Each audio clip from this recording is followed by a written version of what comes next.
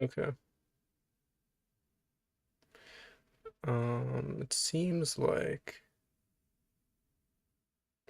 the stream is kind of working. So hello. I'm on YouTube. Epic.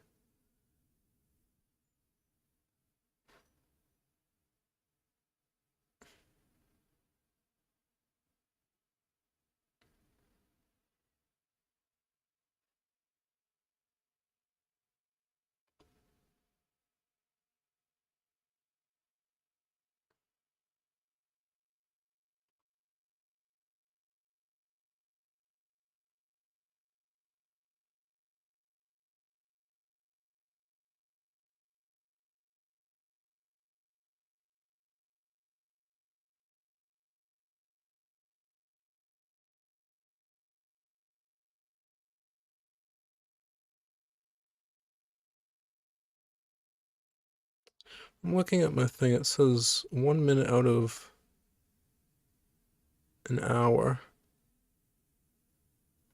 Does YouTube like limit how long you can stream for? Something? Am I only allowed to stream for an hour? Or is it just showing up that way?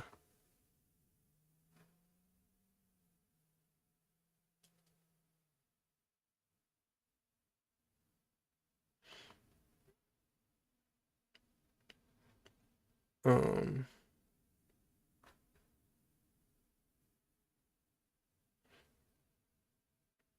I don't know. Well, I think I'm streaming anyways. So I'm gonna do commentary on this video, I guess.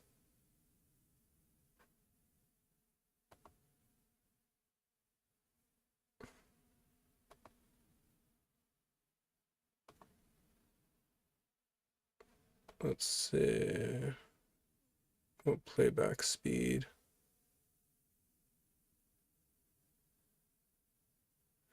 The 1.25. I'm not much of a hearer. A hearer. Shut up! An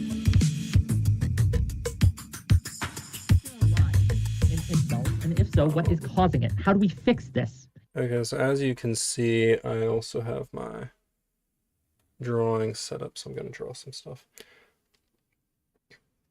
But just so people understand what's happening, I'm watching a dude named ChudLogic on a panel with some other people that I know about. I guess this dude named Wick does these kind of debate panels.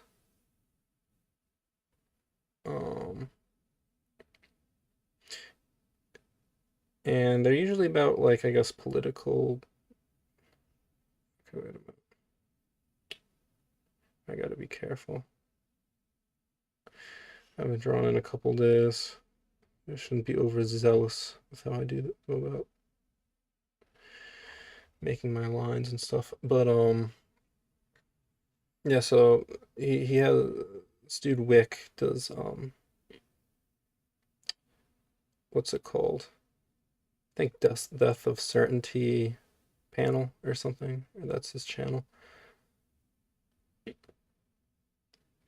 And they do kind of they debate on sort of political things or kind of like social issues.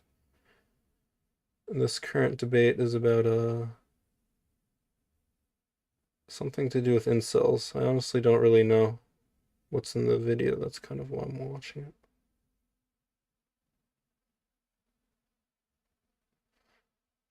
So, Is it we'll even a see. problem? Should incels be considered a marginalized group? Why or why not? What, if anything, does society owe to incels? Should women do more to help them? Let's get into it, and we will start off with the first person I thought of when I thought of incel. All right, so my immediate take. I would say yeah, but I don't know. It kind of I mean, this is what the debate's going to be about, I'm sure, but usually when people think of marginalized groups, they think in terms of having, um, I guess, legislative representation,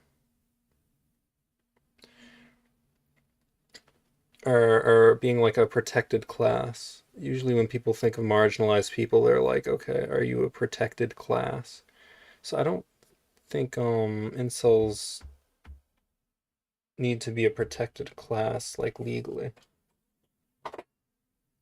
But I think they should be thought of as marginalized because obviously they aren't, what's it called? How do I put it? Like a lot of people shit on incels, and kind of, it's like they mostly get blamed for their own suffering and whatnot, when in reality there's like a lot of social dynamics that go into creating an incel, and they're basically not, um, their issues aren't taken very seriously, and in that way I think they're marginalized. You know, kind of like social outcasts. They're not socially well respected. ChudLogic, please. Obviously, understandable. Yeah, I mean, I think it's pretty straightforward. I think that there's definitely, a lot of empathy and sympathy that should be thrown these people's way. I think because sometimes it's fellas and there's a perception it's white fellas particularly, there is a lack of like empathy and sympathy, despite some of the issues being things lefties ought to be very sympathetic about. There's lots of race issues, there's lots of ableism issues that exist when it comes to incels. There's a lot of societal-led issues, a lot of structural issues that create these problems. I think that there's an element as well of feeling like because men share an identity with like an oppressor class, with the patriarchy and whatever, that analysis also means that there's less sympathy further.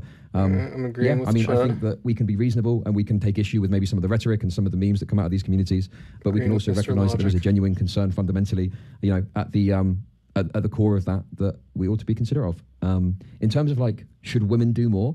I don't think women need to do more in and of themselves. I just think that people generally, broadly, and society should be more receptive and understanding of the issues these people face, and that's it really. Okay, well, we'll get into what that means, what it means for them to be more understanding of what actions, if any, should be taken. But we will get through the rest of the guests. Erudite, please. Yeah, it's probably unsurprising for anyone who's watched my content that I do believe that incels are absolutely part of like a marginalized and high-risk group. Do we need more interventions for them? Yeah, not so erudite is a cool character. Cool cat.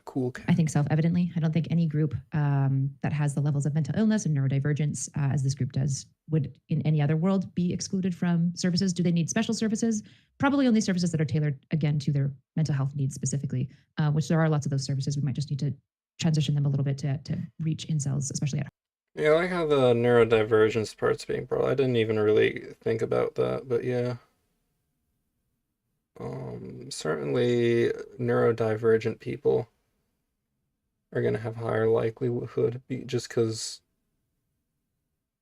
sex is something that you kind of need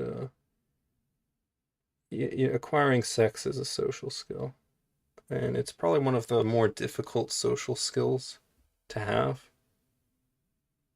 One of the more difficult situations to like navigate, so people that aren't very good at social skills to begin with certainly are gonna be nailed in the head trying to get sex. Worst possible nightmare. All right. Home and online. Is it on women? No, I think like it's really simple on like, especially these gendered issues to just want to blame the other group. But I think society is just way more complex than that. And there are multiple factors that play into this. And I think like laying this at the feet of like women would be like it would be the same level of factorial analysis as like saying like the wage gap is just a gender issue as well. Well, it'd be weird to entirely blame it on, but there's gender dynamic issues, and it takes two to tango. So it's I guess probably better to think of it in terms of the interaction of the genders rather than like any specific gender, where it's like, if you like think about it this way, you need two genders for there to be problems between the genders, right?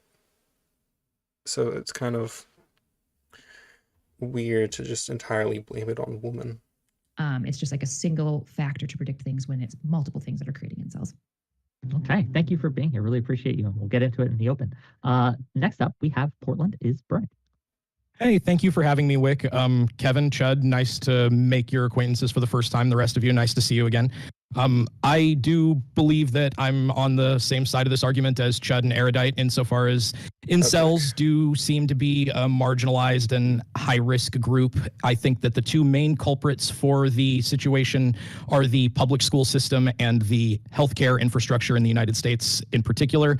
The obvious factors contributing to their condition and their inability to find romantic companionship or any level of intimate companionship seem to start much earlier than their identification with the incel label. And I think we need to address the systemic reasons that they fall into these very toxic traps that tend to limit their ability to engage with the rest of the world in a healthy, productive way. Thanks for having me again. Oh, thanks for being here. And next up, we have Prime You're welcome. Hello, all. Nice to see you. But I'm gonna have to pause before I get started with my intro. I just gotta say that I'm freaking out that I'm seeing ChudLogic's face. Oh my God, it's really happening. It's this happening, is mate. an amazing experience. How'd you feel? I'll say a long time ago, I told Chud in private that I assumed that he looked like a supermodel. And now that he turns out to be a twin brother of my man Wick here, I was completely and totally vindicated. I'm just very happy to actually get to see you. So shout out to you, Chud. Okay. So also, Chud has terrible ideas. So I think that this idea that incels are a marginalized group is plainly ridiculous, and I think is an insult to the term, right? The very serious term of marginalized groups. To add them to that is, wow, just really embarrassing. And what I would expect from white people. All right, so I think Damn, white people problems. That this group of individuals, certainly feels oppressed and deserves empathy, right? They're going through an issue, and they deserve empathy and our understanding. But anything beyond that, absolutely not. And I'll elaborate later on. Thanks so much. Well, okay. We'll see how that goes. Next up, we have Stabby. Yeah. So see, definitely Prime is equating marginalized people to protected class. Which, yeah, I mean, I don't think incels need to be like a protected class. It's kind of odd. But I don't get how you can say that they're like not marginalized. Because marginalized, it's like, you're being put on the margins. Like you're being put onto, the borders of society, which kind of implies you're not fully in society. You don't benefit in the same way that other people do, and your issues aren't. Your issues are on the margins, basically. People don't give a shit. That's what I think when I hear marginalized. Please. I was going to do something else with that definition of marginalized, but now I have to be spicier because Prime Cage just comes right out with that. Is there a rise in incels? And if so, what is causing it? No, there's not a rise in incels. Absolutely not. Shit. I'm so tired of this pressure we're getting from society to see that this is a new problem we all have to run and solve right now, especially considering what incels are saying will fix their problem. There's not a rise in being an incel. There is a rise in the visibility of it because of the internet, but this used to be true. In the ancient world, it used to be more savage. I'll get to that if people push too far. What is the definition we're using for are they a marginalized group? If you want the Oxford definition, then yes, they are peripheral. Now, they're peripheral by choice. They've chosen to be peripheral, usually with the demand that sex. Okay, so this lady's just entirely off base here. She's going off. Like, I don't see how you can. Like, I mean, there's literally statistics that show that there's a rise of people that aren't having, sex or whatever. Like what's the study? Like the number of people that have had sex in the past year has like gone up a good deal in like the past 10 years, I think to like 30% of men. And I think the percentage of women has also risen, just not as dramatically as men. So it's kind of, so I don't even know what data she's looking at. as a part of a healthy person, which is true. It is true that a healthy sex life leads to a mentally healthy person as one of the factors that helps us be mentally healthy. But they're pushing themselves into that. Are they oppressed? Absolutely not. They are not oppressed by any group that's trying to oppress them. You could make that claim of the ancient world with harems, sultans, nobility who could get as many women as they wanted, but you can't make that argument now. For what do we do, if anything, and what do we owe incels? I think that every human being on Earth owes incels exactly what we owe the rest of humanity. Empathy, trying to help them. We owe them accessible mental health care. We owe them being taught and learning, especially, guys, if you are in healthcare right now, I am begging you, please take some of what also, like, I don't get how she's saying that incels want to be incels. Like, it's baked in the term involuntary celibate. So obviously they don't want to be incels. So I don't know what the hell she's talking about. I just called that now. Don't advise or give therapy to a person, but the way your therapist talked to you to tell you, yes, this is an insurmountable task. This is a huge amount of work, but here's how you're going to do it, and here's how you're worth all of this effort. Please talk to people that way, especially if you're in therapy and you've seen how you've been treated by therapists. Try to not be toxically positive, but say, yes, rejection is normal. I mean, you don't have to tell them to get over it, but oh my God, they get rejected once. The rest of humanity gets rejected a dozen times and we handle it, but the incels lose their minds. So try to use some of those speech that therapists use if you're in therapy yourself. Yeah, incels don't get rejected once. No. Like what? Putting us out as a separate group. It takes a lot of work to become an incel. Our job was to make sure that we weren't making children with the ones that were going to be violent towards those children, or the ones that were going to, harm us in some way. That's already an evolutionary pressure. Women should not be doing something extra beyond what society itself should be doing for every person. Okay. Also, we're getting some clicking or something. I'm not sure what that's about or who that's from. But next up, last but not least, first time guest on my show. Hopefully not last time, but we'll see how it goes. Kevin Logan, please. Yes, hello, I'm Kevin Logan. You can find me at KFLogan1875 on Twitch. Click. I think there are fundamentally two different groups that need to be talked about separately in a sense within this conversation. There are people who are literally involuntary celibate, i.e. can't get laid for whatever reason, and there are a myriad of different things. Those people I have a lot of sympathy for. I'm not going to shit talk them. We've got plenty of example. I mean, me and Chud are both ugly white British bastards. Not getting laid is pretty straightforward. So that's speak one for yourself, mate, Jesus. All right, scoffed Jeremy Corbyn. Calm down, mate. Anyway, you have but then you have incels, the kind of incel trademark, if you will, who are really, frankly, the kind of face of inceldom, I suppose. Who are often misogynistic, violent, nasty creeps who I don't feel fucking sympathy for, and I have a great deal of antipathy toward. And I think the mixing up of those two groups is quite dangerous, and I think the nasty element of the incels hides behind this natural tendency for humans to feel sympathy for actual involvement. See, I think, I disagree with the Logan dude here, but I think he's more reasonable, because it is true that the incel community has quite a bit of misogyny. And that should definitely be called out and, criticized.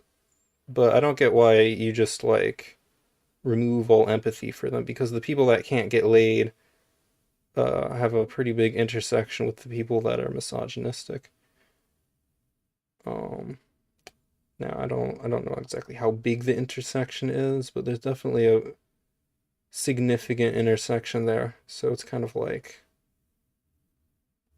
you should feel sympathy. I mean, being a misogynist isn't easy. You're literally against half of the global population. It's not easy being misogynist.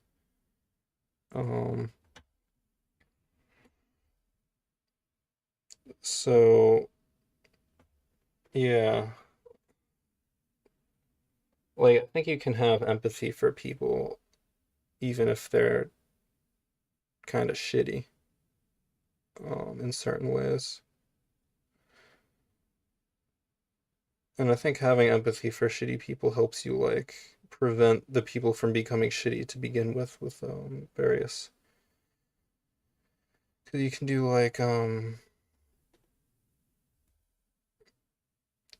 various programs and shit that help incels. I don't know what that would be exactly. I guess educational programs or something. Voluntary celibates, and that in some sense is even sicker than just the hatred in of itself, in that they weaponizing other people's issues for their own political, social clout. As to whether they're a marginalized group, that's fucking ridiculous. That isn't a fucking thing. They can be part of marginalized groups. I think neurodivergence has been mentioned a couple of times. Yeah, there are probably a lot of them that are neurodivergent, but they're potentially ostracized because of that neurodivergence. It's not the fact that they can't get their fucking dick wet. That's not the fucking point, is it? They're not marginalized. It is. I think I agree with Prime Kai. It is insulting to actually marginalized groups to try and pretend that this oddly defined group of people who do have some issues are themselves marginal. That's not true. It's just fucking ludicrous. Okay, well, with that, thank you all for being here. And I would ask, the only thing I ask, try to attack each other's points rather than each other, but otherwise, get a spicier, crazy. All right, so it's possible that Logan can win me over on this. Because it is true, like, bringing up the neurodivergence. Because if you're thinking about incels, like, why are they marginalized? Are they marginalized literally just because they can't have sex? Or are they marginalized for other reasons that results in them not being able to have sex? Like, I think that's a pretty good distinction to make, actually. I don't know that, I mean, definitely if people that, you know, there's certain social circles where, like, if you can't get a girl or whatever, you'll be made fun of. And the thing too is, I mean, at least on the internet, I think there are people that just legitimately make fun of incels. They're like, oh, they're such fucking losers. And but I think it's tricky because I think it's more of like the particular label and associating that with like being misogynistic rather than just the concept of them being like virgins or unable to get laid or whatever. So I don't know. The Loganer might be able to win me over. But Prime and the other girl, I forget her name now. Their arguments I don't like as much. Easy like. Do you really believe that people, Sharpwick, do you really believe that someone is getting rejected once and becoming an incel? Who is that to me or? No. That was Wick's Stabby Pimp. I think is the Discord name. So we'll go with that. Say that again. Do you really believe that someone is getting rejected once and becoming an incel? Like, where are you getting that from? Yeah. I don't think it's every single time, but I do believe that they are facing the same amounts of rejection as we are, but they're getting less sooner. Okay. And I'm getting a lot of it from experiences. I'm in a veteran community, and like as one of the veterans, the insanity is that there's this sense of entitlement for what they're owed. It's not just with sex either. I want to be very clear about that. But that sense of entitlement means they're giving up a lot earlier, way faster than other people are. I just think that's insane. The idea that, you know, like, I think the reason people go down the path of becoming an incel is not because they get rejected once or a couple of times. There is this really deep-rooted feeling that they aren't good enough, and there's this persistent rejection that constantly they're engaged with that leads them towards these communities. So I just don't understand where you're getting it. They're getting rejected one, maybe a couple of times, and boom, they're an incel. I think it's a lot more of a detailed process than that. So let me ask you. A process that starts at a really young age too. I feel like we're I feel like to address Kevin's point really quick, I really want to try to understand which group we're talking about, because if you say there's two separate groups that we call both of them incels, I don't want to argue about definitions the entire conversation. Yeah, so can we kind of just like level the playing field? I mean, people that want to murder people are bad. I mean, can we just get the basic shit out of the way? Obviously, yes. If someone wants to murder someone, that's bad. We can be understanding why they got there, but that's a line we don't want to cross. So I think it's pretty easy for us all to agree that, right? Yeah. And I don't want to talk about domestic terrorists. Can I just suggest that we just focus exclusively on incels who would be part of incel groups? They're part of incel Reddits. They usually will self-identify as incels. And so in that way, they're typically part of that actual incel group. They're typically highly misogynistic Reddit and not Reddit anymore. But that group, right? Well, this is what I mean, is that it's difficult to disambiguate the terrorist element from that, because like the support, you do see some pretty widespread support, even if it's just memes. What percentage? Like Elliot Rodger, for instance. Okay, you can meme about things that doesn't matter, right? The line is, are you actually considering, or are you going to go and kill people? That's the fucking differentiation you make. You can make whatever fucking jokes you want. What are you talking about? Who cares if they're making fucking jokes about? No, hang on, but I'm not. I'm not talking about them being. We're not talking here. Should inceldom be illegal? It's should we have sympathy for them? Are they a marginalised group? And therefore, what they joke about actually does matter. Because if you're asking me whether I should feel empathy for a person, well, it depends on how they behave, I guess. Like, Yeah, I think that does matter. I think that should be factored in. Okay. Specifically when you look at research on this, so I came armed with lots of research. When you look at things like when you studied a group of incels.io, so it is very strongly self-identified. There's a lot of misogynistic language. This group specifically has been studied by multiple studies because they tend to be open to researchers. And I will be clear, linguistic analysis of these groups show high levels of misogyny, high levels of homophobia. So in all the ways that you would suggest that probably like the incels that you don't like, this is the group we're talking about. When they were asked questions like, do you admire Elliot Rodger? Do you admire Alec Manessian? It was an overwhelming disagreement with that statement. It was like vastly opposed to this. In fact, when you look into a lot of these incel groups, by and large, violence isn't supported. It does seem to be the radical extreme. And the radical extreme of this group is bad, fucking obviously. But the problem is that you've got an entire body of young men that are identifying as incels, that are black-pilled, that have really toxic ideas. Was Kevin and talking an extreme about form of that group that's doing really, really like violent so crazy shit. And we have ones specifically, separate these or just misogynistic level of ones? intervention required for different severities. Yeah, I think that's perfectly reasonable. Okay, so we can all then agree that it doesn't seem to be the case that incels overall are a violent group.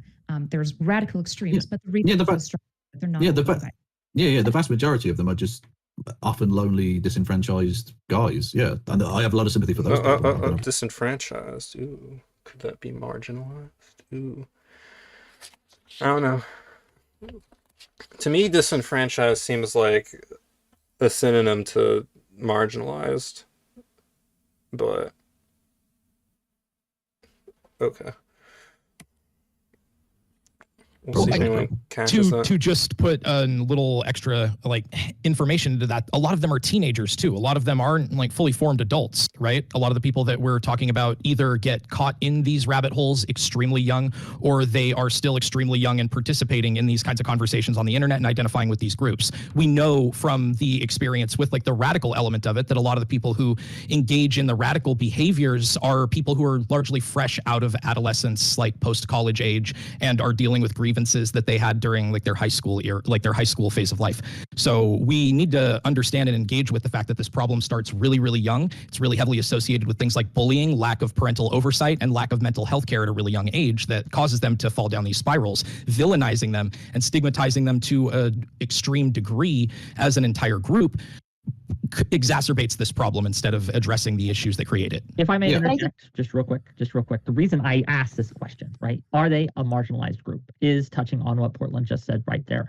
Is it seems to be, right, that when we can label someone as an incel, or whether they label themselves as an incel, it becomes okay to treat them in ways that it is not okay to treat people normally, that we would not treat them in these ways otherwise, unless we can consider them an incel or an involuntary celibate and things like that. So I don't think it's necessarily ridiculous to ask this question of whether or not they are being marginalized, because a lot of the reasons they become incels, at least self-reportedly, is because of the way society treats them. So I guess I'd ask to the panel here, like, in what ways can society treat young men? In what ways? I'll guess it's a two-part question. Okay, and I see your hand. So the first part of the question is, in what ways are young men being? Is the ways that society is treating young men leading young men to being incels? And second of all, what are some ways that we can change this behavior, or do we even want to? Right? Like, some groups should be marginalized. Nazis should be marginalized. Things like that. These groups should be marginalized. Is incel a group we actually want to marginalize? Erudite and then Stabby.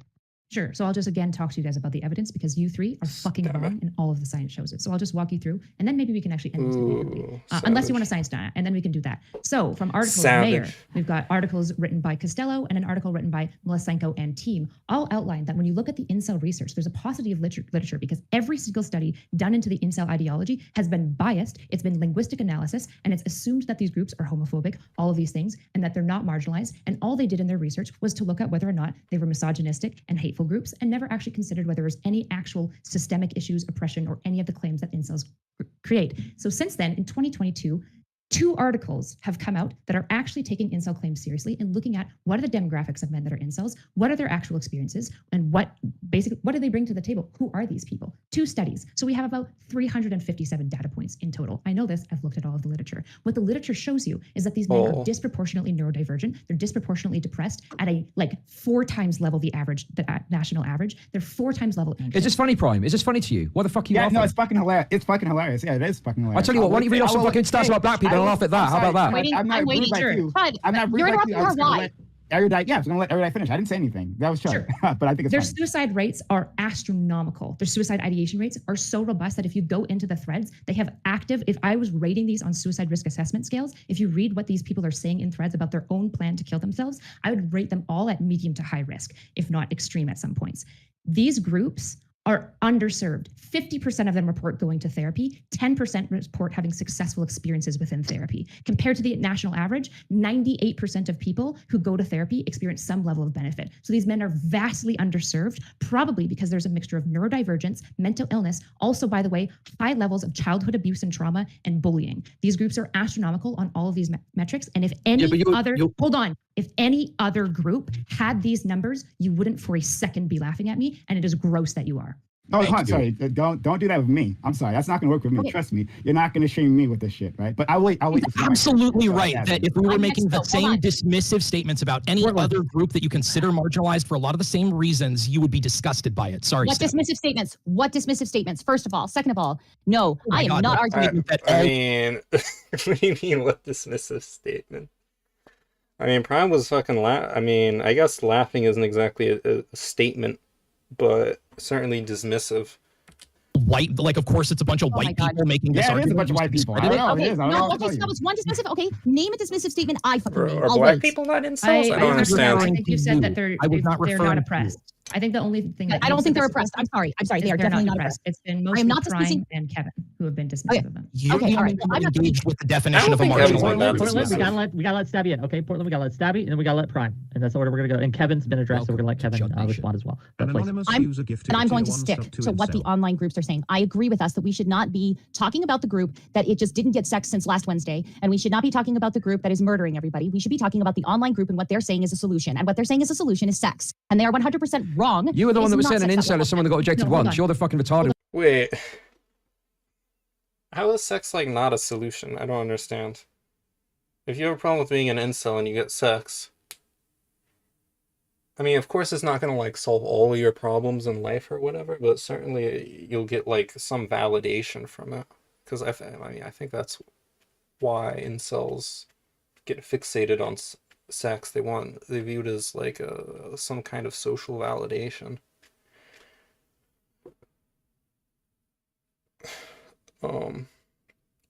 And, you know, not to say other types of social validation wouldn't also be helpful, but, like, I don't get how you're just gonna say sex is not a solution. Probably many solutions, or a couple, but. The one that said that first of all. No, you're the one that brought that into the conversation. No, I'm the one who just now said that I am agreeing to this particular definition and the ones we're talking about. The ones we're talking about are the ones who are online saying that sex will cure this. So settle down. Hold on. Okay, you're understanding how we typically approach mental health treatment research. Typically, when we're looking at a group that's highly mentally ill, we don't go to them and say, what do you need to treat your problem? Because guess what? If they knew the answer, they would have solved it. I know. What you do instead is you go, how are you feeling? That's the most important study from this. And then from that, researchers discover what methods are going to be effective for treating these people and implementing it. For example, this is why, for example, AA, which was developed and funded by mostly addicts originally, doesn't have a super high success rate because AA isn't nearly as a successful method of treating addiction, even though it was created by addicts, as something like behavioral contingency management plans, which are created by researchers. So I don't care what incels say will solve their problem. I care about the fact that they are marginalized. I do think that they are peripheral. I 100% agree that they are peripheral. I also think that they are often self-selecting for this, first of all. Second of all, I am aware it is... Yeah, but see, I just feel like this is a semantic thing, because if you're going to say they're peripheral, but they're not marginalized, like, someone's got to ask if they mean protected class, if that's what they mean by marginalized. And I do think Prime is right saying that incels aren't exactly oppressed, because if you're oppressed, that implies that there's an oppressor, right? So I don't think it's, well, although, I don't know, I guess if you view bullying that leads to being an incel as a form of oppression, then maybe you could say that incels are oppressed. The group incels are oppressed by the group bullies.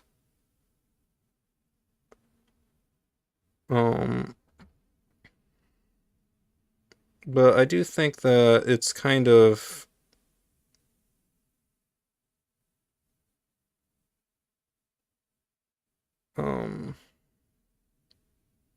I mean, it's weird to say oppressed because usually when you say oppressed, there's like something very clear that you can point to. Where with incels, there's like multiple sort of factors. It's not like there's some group that is going out of their way, like, oh look, it's the incels, let's oppress them. It's kind of, incels are created from being oppressed in other dimensions, so like maybe if you're getting bullied, you get bullied for like being scrawny or something. I mean, I don't even know.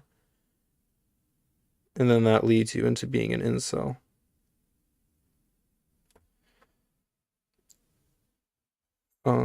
But it seems like they're just gonna be bickering and they're not actually gonna kind of be nuanced about the language here. The mental health crises. Incels, what people should be asking of these panels, we're asking ourselves, the ones who are not having these problems, we are not asking incels why they are resistant to affordable and accessible mental health care. Why are they resistant to these programs? They call it wokeism. They're against wokeism. They're against socialism. They're against 50% of them get therapy. In what world are they resistant to treatment? The problem is that therapy is typically we're talking about the online. We're talking about the online people like the quartering. I am. Wait, why are we talking about the quartering, you fucking moron? The quartering? Wait, is the quartering even an incel? No. Like the odd thing. No. Like what they're. The quartering has a wife, I think. So, I mean, that's kind of an L there. They're going for like the ones who are online who are talking about incels, like what the quartering. Yeah, because that's all they've got. Because lefties don't say fucking good stuff about it. Lefties say retarded shit like you do, and that's why they fucking go to the quartering. There's a lefty. You need to settle down just a little bit. There is a lefty. You need to stop being fucking retarded. No, stop. Is there a lefty saying? I want you to answer this right now, if you can even understand the question. Is there a lefty saying that they cannot have mental health care? Find me the lefty who's saying this. Find him now. Go. Shoo, you have a job. Let's see it. Okay, this is not about the mental health care thing. What I'm pointing out to you is you're complaining they're watching the quartering. Is there a lefty? Listen, shut the fuck up, okay? Your question's totally irrelevant. Why are you asking that question? The question's irrelevant. What I'm pointing out to you is the reason people are saying that we're dismissing their right to health care. I don't think they are. I'm addressing your point you just made. You said they're going to watch the quartering. And listen, I know you're a fucking woman and you find it difficult to understand a man's talking, okay? But shut the fuck up and listen, okay? It's really simple. The reason they're going to watch people at the quartering is that's all they've fucking got to offer. We don't offer anything to them, and often we're very dismissive, so of course they're going to go to people that are talking about concerns that are relevant to them, and often they're feeding their heads for the bullshit. So I agree. Yeah, no, it's not that you're saying that incels can't go get treatment. It's more that you're like victim blaming. Like you're saying that incels are kind of dumbasses for not going to get treatment. It's kind of the issue with a lot of left-leaning people. Telling them that they cannot have health care. Tell me one person who's telling them that. I don't think it's about who. But they don't have health care. This is fucking irrelevant. This is a totally irrelevant point. The point I'm making is that when lefties talk about this, they're often derisive and dismissive of these issues, and it means that they're pushed to red pill communities is probably the better example, right? They're pushed to red pill communities, and they end up getting their heads filled with bullshit because the left sometimes are a bit averse to giving advice or recommendations or guidance, and either will, say, it's your own fault, you're a man. Let me give a different example. I'm averse to toxic positivity. Okay, I'm averse to toxic positivity. Have you guys ever been in a situation where you're trying to talk about what your struggles are right now and your friend goes, yeah, well, that's life and blah, blah, blah, blah, blah. They're not trying to be dismissive or cruel. They don't have anything else that they can give you. They aren't telling you, like therapists tell you, this is an insurmountable task, but you are worth the labor you will put into it. We don't have that language. And so when somebody tells you, yeah, that sucks, they'll either do one of two really damaging things. Talk about the time they were struggling and how they're fine, or talk about, yeah, this.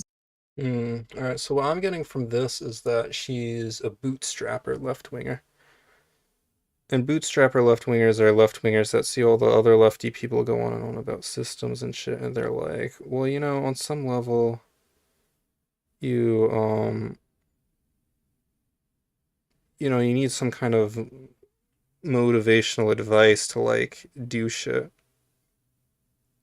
You can't just blame everything on systems. Individuals are on some level responsible for their life, which I think it's is a point that a lot of lefties kind of miss at times, but I think it's not being applied here in like the best way,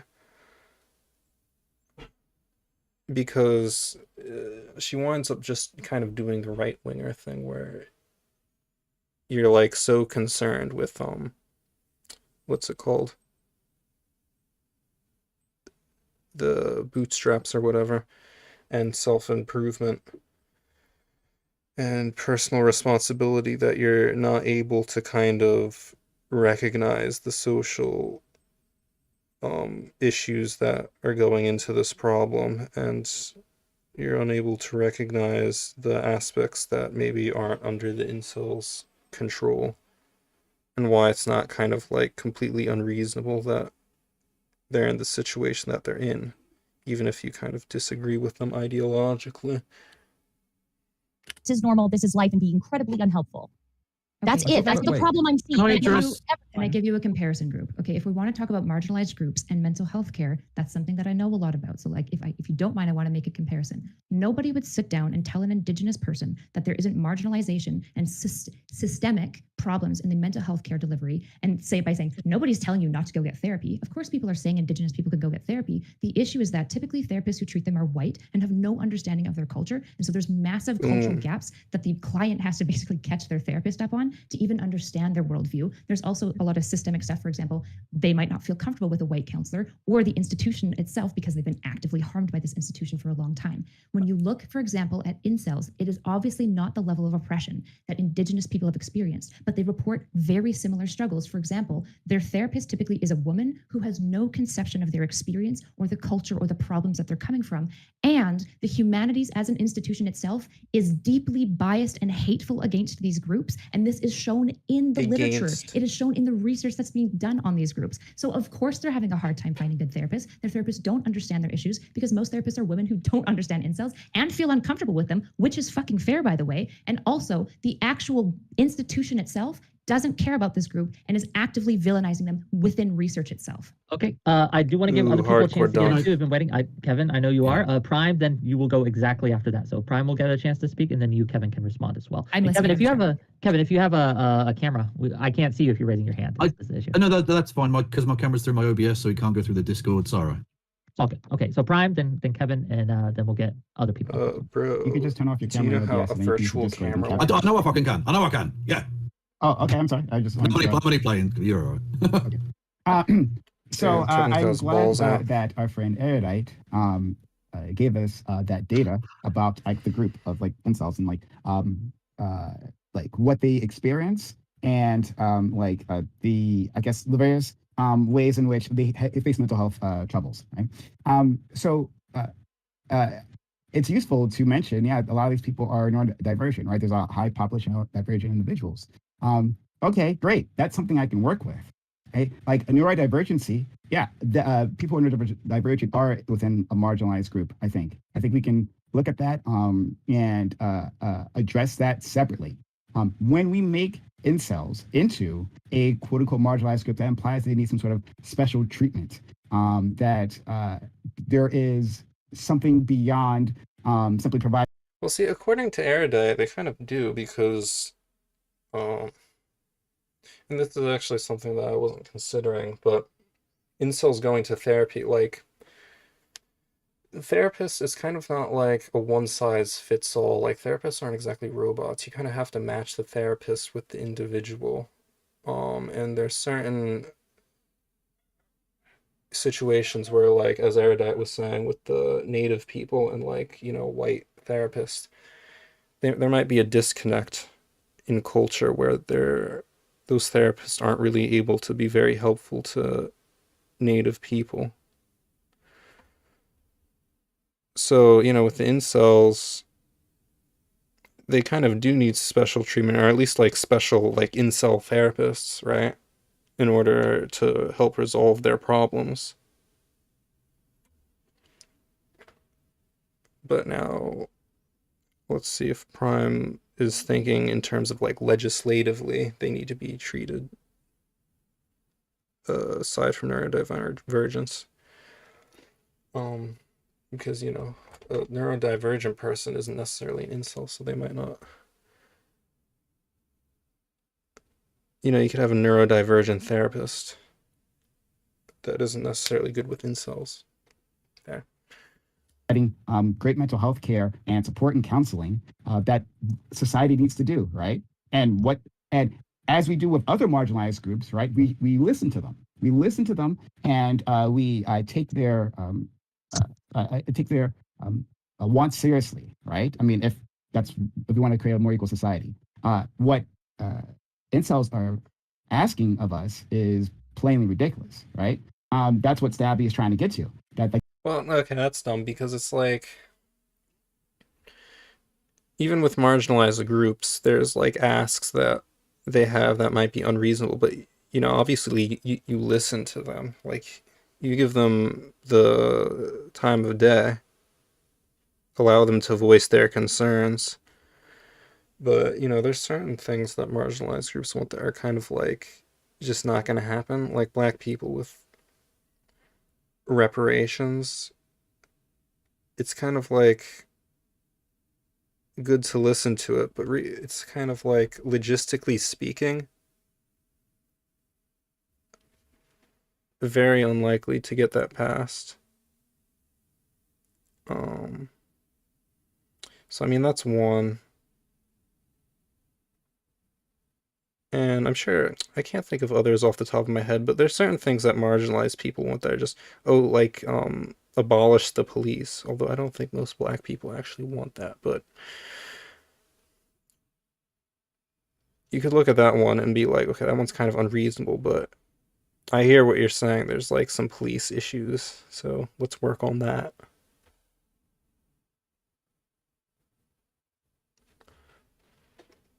But yeah, there's certain, and the other thing is not all marginalized groups think in like exactly the same. Like there might be different pockets of a marginalized group that kind of has different ideas on how to solve the problem, right? So there's some black people that say abolish the police, but not certainly not the majority of them. What are incels asking for? Enlighten us. Sure. Okay. Well, there are plenty of incels who are asking for equal access to female genitalia. Okay. Right? How many are asking for that? What data have you got to back that up? Brain cells. Going into incel. Yeah, going into incel brain cells. What? Looking at. Going right, into this is the problem, is like making their desire for and inability to find companionship sound like this ridiculous, insane straw man list of requests based on a few online memes. That's not like a few online memes, and beyond that, right? Like that, and if it's not, well, then great, then that works for my point any which way, right? So even if it's not, listen, mate, listen. And there's literally no reason. There is no, I won't listen to you because I'm fucking talking, Chud. Don't you understand that? See, I'm a man, so don't try and interrupt me. Ooh, thank you. I don't know over a marginalized voice. Go on. Yep. Of course. I like Chud. Yeah, we're British anyway, the ultimate people of color. Let's go. So, if they're not asking for anything in particular, then another reason not to pay attention to them as a quote unquote marginalized group, right? Marginalized group, I think, is something that that term is something that has meaning and weight in our society, and it's being cheapened by this idea that this group is being oppressed by who exactly? Is it by women? All right, someone's got to just say protected class is different from marginalized groups. Someone's got to say it. I don't think anyone here would agree with that, right? Is it by society? Well, society, maybe you can make a case for that, but society is treating them like that because of their neurodivergent behavior instead of being understanding for them. We started off this conversation by saying we should be understanding to them. We should be empathetic to these individuals, as we should with anyone. Right? But to say that they are this sort of marginalized group that deserves any support of special attention, right, beyond the U.S. In case where I'm coming from, or where the U.S. building out its mental health care industry and giving better access to that is plainly fucking ridiculous. Okay. Ridiculous. I just want to quickly say to respond, because listen, Prime, I see where you're coming from. I guess my concern is that I worry that what we're doing is we're engaging in essentially the online meme of the worst of what an incel is, state-mandated girlfriends, right? Of course, there's people out there that are saying shit like that. But I mean, I don't know the data in any way near as much as Erudite does. But I would be surprised if that would be a preponderance of incels that are saying we need state-mandated girlfriends.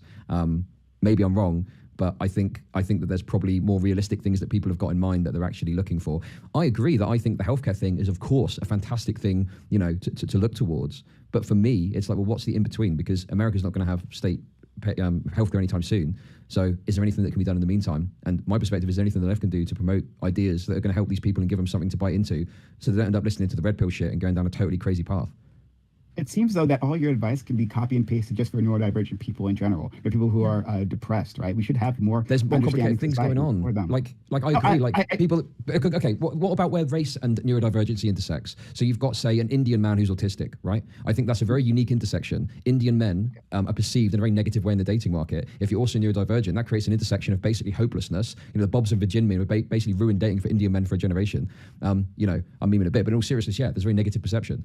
Add neurodiversity on top, it just seems that there's an intersection that seems almost insurmountable. And how do we deal with that? I don't even know if I've got the answer, but I just think there's a lot more complexity to this than just a couple of dudes asking for state-mandated girlfriends. Doug's actually hitting on like a really, really important part of this conversation too, is like the need to bifurcate between how we address the incel population that we have now and how we proactively like improve the trajectory of our population so we don't have more and more people identifying with these groups over time and a larger share of the population, because obviously it's a growing problem. I think to say it's not a growing problem is a silly dismissal of the isolation and increased atomization of online culture. We know that this is a unique and increasingly problematic part of the way we engage with social media and the way we engage with technology, and that COVID made it a lot worse. So we need to engage with both parts of that conversation. We need to let other people in here a little bit, right? Kevin's been waiting. You gotta let Kevin in. Kevin, get your camera, bruh. I don't know what to tell you. Put your hand up. True. Well, no, I don't mind why it's not a problem. I was going to just address a couple of points that I think Not So Erudite was making. And I think your studies sound really interesting. If you could send those to me, that would actually be quite interesting to read, I think. But within what you were saying, I think is the interesting point that whether it be neurodivergence or mental illness or any of the other factors, those are the things for which those people would be parts of oppressed groups. Inceldom in of itself isn't a cohesive enough social or political grouping to be considered an oppressed group as far as I'm concerned. I think what you're doing is bringing in these disparate factors to inceldom within the individual incel and saying that it's the inceldom that's part of the marginalization, which I don't think is necessarily true. Yeah, of course you can. Yeah. Sure. How many terms for groups do we use and adopt as pejoratives in cultural parlance? Like incel is used as an insult. And it's got a cultural connotation that it must be a bad and undesirable state. And obviously it is. I don't think people identify with it. So isn't there a certain level of cultural oppression that happens immediately as a consequence of adopting a term that identifies a group of people as an insult? Well, social I don't know the oppression. Like there's a difference, I think, a fundamental substantive difference between being mocked and being oppressed. And I think actually the second point I was going to make to what Not So Erudite was saying, the comparison to indigenous people, and I accept that they were saying that clearly indigenous people are more marginalized and more oppressed. So I'm not trying to equivocate, but I think that the comparison is apt in one respect, that there were specific laws enacted against indigenous people. There was genocide enacted against indigenous people. There is not genocide. Oppression. Yeah, there's not oppression. But there's not genocide. No one's going around stealing the land of and killing and burning the settlements. You are equivocating now because you just granted me that it's not equivocal, and now you're equivocating. Obviously, I don't believe. No, I'm expanding upon the point. Hold on. No, obviously, I don't believe that incels experience systematic oppression like Black people have, Indigenous people have, like women have historically. I would fully grant you that. I would never argue for that. However, I think we can all agree that systemic oppression is seedy, tricky to hard put your finger on, and has a lot more to do with kind of the human variable within policymakers. It's when all of the policies and ceilings and all the systematic structure looks the same, and yet white people still tell Black people that their hair isn't okay, and so they're not getting hired because of their hairstyle or their name on their resume, right? This is more of this systemic oppression that's harder to put your finger on. And so what I would counter with that is I would like to ask you a question. If in this incel data, 54% have a formal diagnosis, but only 6% of them have actually found psychotherapy helpful compared to a 20% average formal diagnosis for the Gen Pop and a 75% success from psychotherapy, what do you think is happening there? I can't answer that. I don't know. Exactly. And so that's where I'm saying there's got to be, I can tell you what's happening because I've also looked through the literature and we've seen robust bias in research alone on incels to the point that multiple papers that I've cited you, the 3 that I listed, talk about other papers and basically say like there's a lot of research bias going into this. While we acknowledge that there are harmful ideas within incel groups, nobody has actually looked at any of the incel questions seriously. Well, this is I think part of the problem is that, again, going back to I think the concept of it not being a cohesive enough group, that I don't think a lot of people find it worth studying because it's not as big an issue as maybe a lot of other things. Like it seems like not a waste of time, clearly. But we thought that addicts were a waste of time like 20 years ago, and we were just wrong, right? And so it's like if a guy walks in to a treatment center and he meets with a therapist and he sits down across from this nice young lady, how does he even begin to try to tell his therapist what his experience is? And assume he's got all of the hateful ideas as well. And he's bought into them, but he's aware that everyone else thinks that he's a piece of shit for having these ideas. Where does he even start? How does the therapist work with him? How does she stay safe and comfortable, right? This is this systemic stuff that I'm talking about, where it's that human variability of course they can access therapy, but the issue is 6% find therapy helpful. That's the problem. Well, this is part of the problem with why I tried to delineate between two groups. And of course, it's more complicated than just two. Maybe you could do it to 10 groups or 20 groups or 50. Yeah. It's a huge group of people. But the problem is, there's a difference between just not getting laid, i.e. literally being involuntarily celibate, and taking on political, socio-economic positions and living a lifestyle. The group I'm talking about has taken on those exactly, ideologies. They have a strong level of ideology. In fact, if you want a really uncomfortable intersection to talk about Prime's point of, it sounds like it's just kind of autism. Why don't we just deal with the autism? You want to know a really uncomfortable truth about incel data? The people who are most radical and most violent have an intersection of being both an incel and neurodivergent. Typically, if you remove neurodivergent, you have a stronger association with the ideology, but almost none of the violent radical positions or intentions. So you cannot look at me and say, we should just treat them like autism, because we're dealing with people with autism and neurodivergence. In this case, their neurodivergence is exclusively autism in the article, and highly radical violent tendencies. The reality is that this intersection does require a different response. I thought we eliminated that group. I thought at the start we eliminated that group, the violent ones. This is why I said this is the uncomfortable thing, because you said, I just want to treat autism. It sounds like just an autism problem. But it's saying, no. The treatment that you would give an autistic person. That we would not. Lobotomies for the autists. If we're bringing them in, okay, then we can, right? And then I think that only strengthens our point. But like you guys specifically didn't want to talk about the violent ones. We're talking about the non-violent ones, right? So why don't you engage with my point rather than doing whatever this is? Hold on, no, wait, hey, I'm literally working with your point, right? The point you said 20 minutes ago, right? So like I'm saying, are we bringing that group in to this conversation? I would love to. Hold on. Do that. Why am I bringing in the group? Don't try to have it both ways. No. Why am I thinking about the group? Because you brought up autism, and you said it sounds like it's just an autism problem. No, you brought it up when you said. No, I brought up neurodivergence. Hey, stop and listen. Stop and listen. Guys, it's a Twitch panel. There's a lot of. Hey, all of you. Wait, take control. Take control of the autism. Take control of the autism. I will help all of you. Men not know in their place. What happened? I will help. Moderate Wick. You have to Penis. Mute him. You two. Okay. One at a time. Yeah. Finish your point. Then Prime can respond, and then we'll move on. I will unmute you now. Okay. Thank you. If we want to get into the meta conversation, the reason why autism was ever brought up was originally because I outlined that neurodivergence was an issue. You responded by saying, if the neurodivergence is there, maybe I'll just pull up your quote since you're rolling your eyes. You said there's a high amount of ND, and that's fine. These folks are most likely going to need interventions, but I can't see it being beyond something that we would intervene with autism. And so what I'm saying is, to the intersectional point, if you want to talk about the autistic people, we're actually talking about that extreme group that we already for the most part excluded. Because so like your whole argument is, why don't we just treat the mental health problem? Why is it even an incel related issue? And I'm saying it's an incel related issue because of this intersection. Here's one example. Neurodivergent people who are also incels are the most likely to be radical and violent. Okay, Prime, you can respond. Sure, right? I was simply saying that I didn't bring up autism. I didn't say autism previously. I said neurodivergency, right? And I gave you credit for bringing in all those ways in which incels intersect with mental health complexes. So I didn't bring that up, right? So I didn't say that. So, but you corrected yourself afterwards. You corrected yourself later on, and you used neurodivergence. Okay, Prime. Come on. And we can, again, it's fine if we bring in that group. It's just that we had specifically removed that group before, but we can bring that in now. That's fine. Okay, sure, whatever. I think that, so a friend, sorry, Chud, yes, our friend Chud had brought in, specifically, he brought an Indian autistic like individual, right? And talked about like how that might complicate things, right? Which is interesting because it brought back a memory I read of an article a long time ago of a person who like fits exactly what he was describing, right? And I think this was before the term incel became like, part of the zeitgeist, but it was describing a person having that kind of trouble and that he was having a hard time dating. And he kept trying. I remember like, I think I teared up reading an article because it was like, like I was really rooting for him, but he was just having so much trouble relating to other people, right? That seems like a person who needs some sort of intervention, but like I think that intervention is already being provided. Like it's not as if autistic people are a new thing, right? Yeah. Okay. Well, I mean, I feel like Prime can't say that unless he's just going to straight up disagree with Erudite's statistics, because according to her statistics, therapy doesn't help incels, really. Like, it's just not, like, it doesn't work according to Erudite.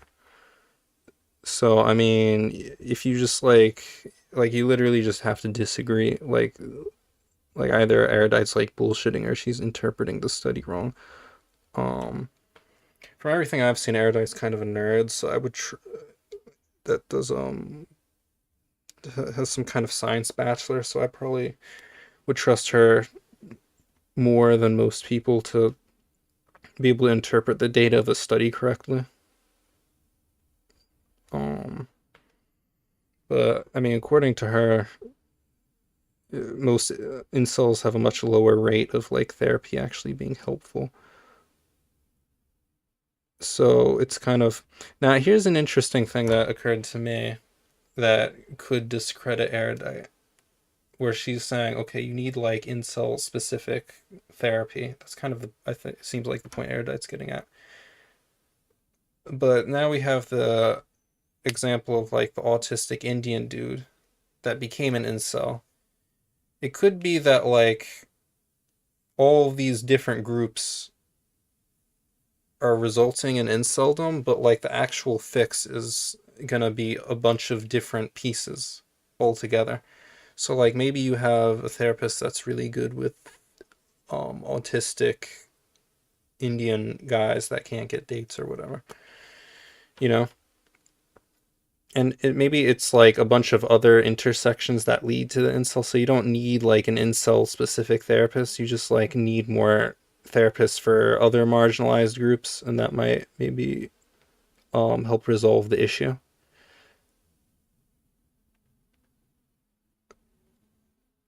So you know that's possible. You know, you have like people that help with like Indian autistic people, Chinese autistic people, Mexican autistic people, and then maybe that just solves the issue. Maybe you don't like need incel therapists.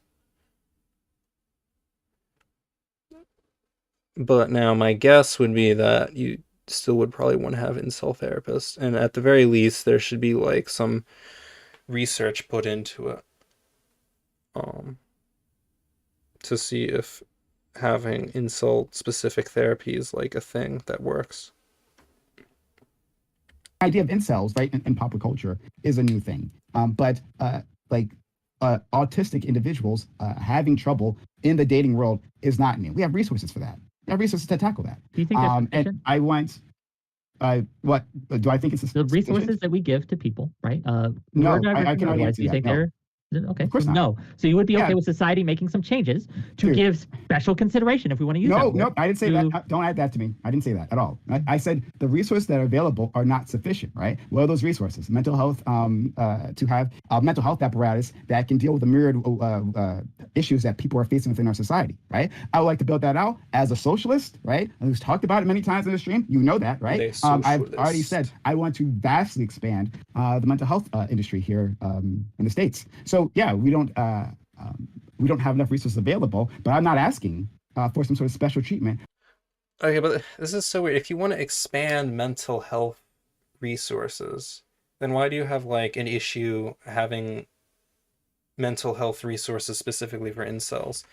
Because it, like, all the evidence shows that there's a rise in incels, and that this is like a worsening social issue. You know, unless Prime is trying to act like a very small, like 0.01% of the population is incels, then I don't know.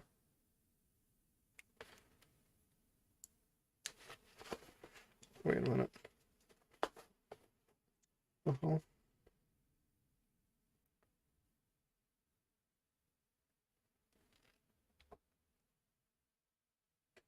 Um,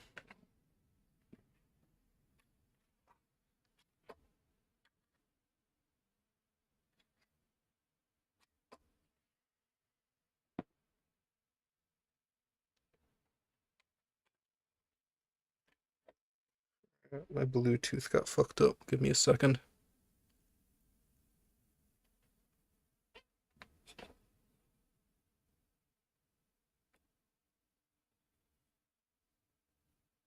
Just gonna reconnect.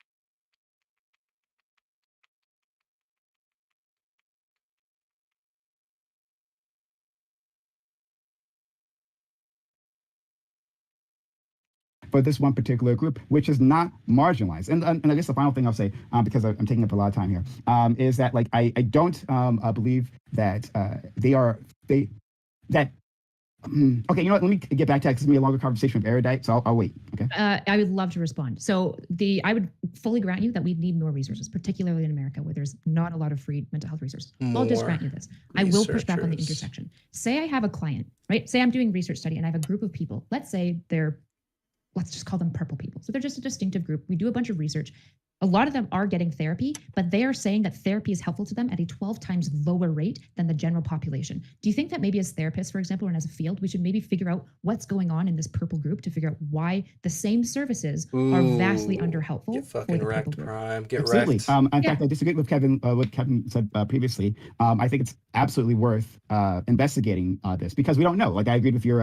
Whoa! Time out! I did not say that. I said exactly the opposite of that. I said well, that was your initial statement, and then you changed it later on, which is fine. But like, no, I didn't. Hang on, whoa, no, I didn't. At what point did I say? In paradise. Well, anyway, in any case, I agreed with Erudite in her response. That like I think that we should be investigating this group, but we should be investigating a lot more groups, right? And maybe there is something more to that. So I'm always for more research. So yeah. I mean, so in the case of Indigenous people, we found kind of similar trends where we were really underserving them because most white therapists had no idea. For example, like the concept of family, when you talk about Indigenous people, is a very different concept than it is for like a nuclear white family. And so what happened is a whole bunch of therapists got trained in the culture. There was incentivizations for people within that culture to get trained as well. And now we deliver services that are culturally sensitive and it's based. It seems to be much more effective and people have a much better experience. This is all I'm advocating for. Right now, there isn't a therapist who understands the worldview and experience of an incel. I think it is. So that's two different things though, right? And so like I can sign up on providing better care, right? Like let's do that, right? To study a problem and then tackle that problem, right?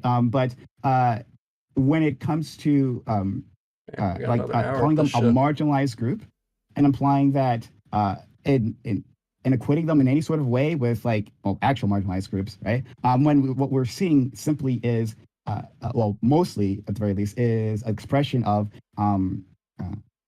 neurodivergency, right? Of a unique expression of neurodivergency. I don't think that that works out. I got to ask you a couple of questions. So, like, how are you defining marginalized group? Because I think, literally speaking, it just means a peripheral group that's regarded as unimportant by society. So, like, how are you defining it that's exclusive to this, like, that excludes the incels from that definition? Sure, we can look at Wikipedia. Social exclusion, social exclusion for marginalized groups is a process in which individuals are blocked from or denied full access to various rights, opportunities, and resources that are normally available to members of a different group, and which are fundamental to societal integration and observance of human rights within that particular group, e.g. housing, employment, healthcare, civic engagement, that type of stuff. Okay, great. So that would include neurodivergent individuals. That short definition I gave you would include neurodivergent individuals. They are blocked from a whole list of things in society, right? It's made difficult for them to access that, right? I feel like even neurodivergent is a bit weird in the sense where, at least the way that definition was laid out, I feel like it wouldn't include neurodivergent people, because I don't think anyone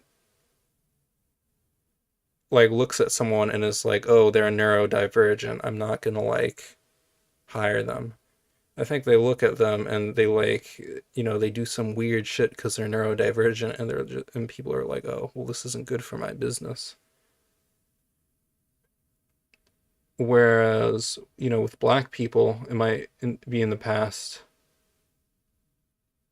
you're looking at someone that's black and you're just like, oh, well, this is a black dude, they're not going to be good for business. Although Well, although I don't know. I guess now it's stuff with like hairstyles and stuff. So if you have like a black hairstyle, so although I wonder, I guess the real kicker would be if they looked at someone that was white that had a black hairstyle and they hired that person, but they didn't hire the black person with the black hairstyle.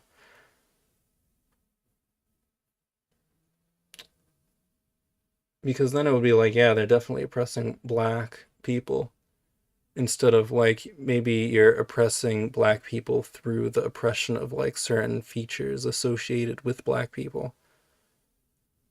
Um, but then it would be like, okay, if you want to be really pedantic, then it wouldn't be black people that are marginalized group. It would be people that have black hairstyles are the marginalized group. So I mean, I don't know. It really kind of depends on how pedantic you want to be with how you're defining this. But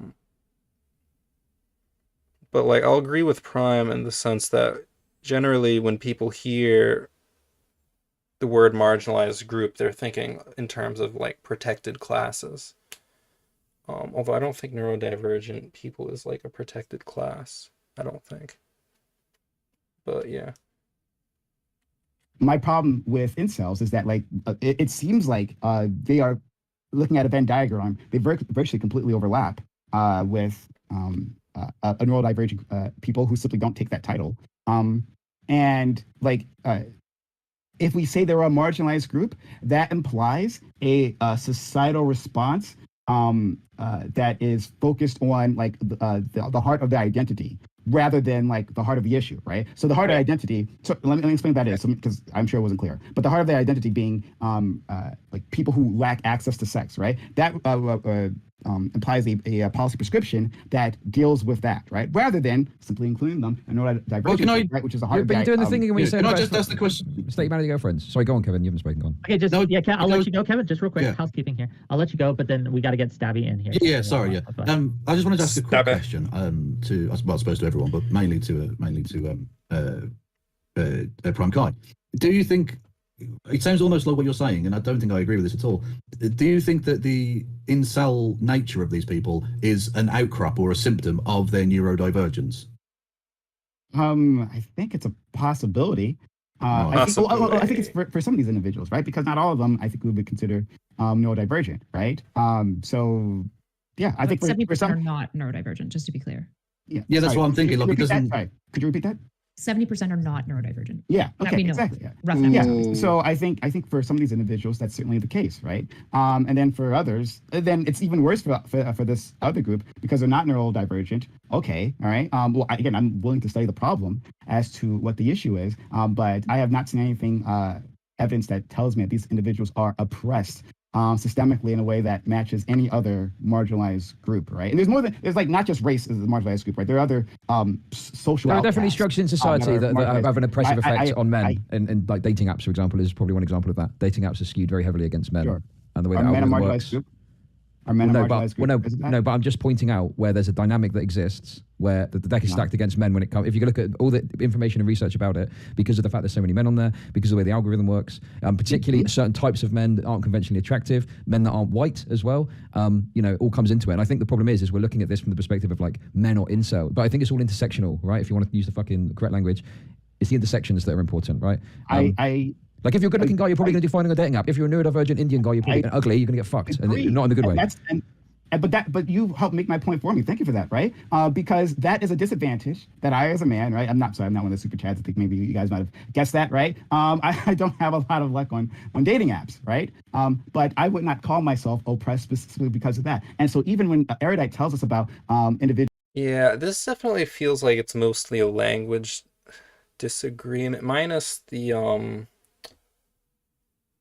woman whose name Stabby or whatever her name is. Like she just seems to think that like incels aren't an issue. Like this is just like the whole incel thing's just being blown out of proportion, which I think is kind of ridiculous. But with Prime, Kai's, and Logan, it seems more like a language issue in terms of using the term marginalized people and like the implications of how there's implications in those in that term of how to solve the issue.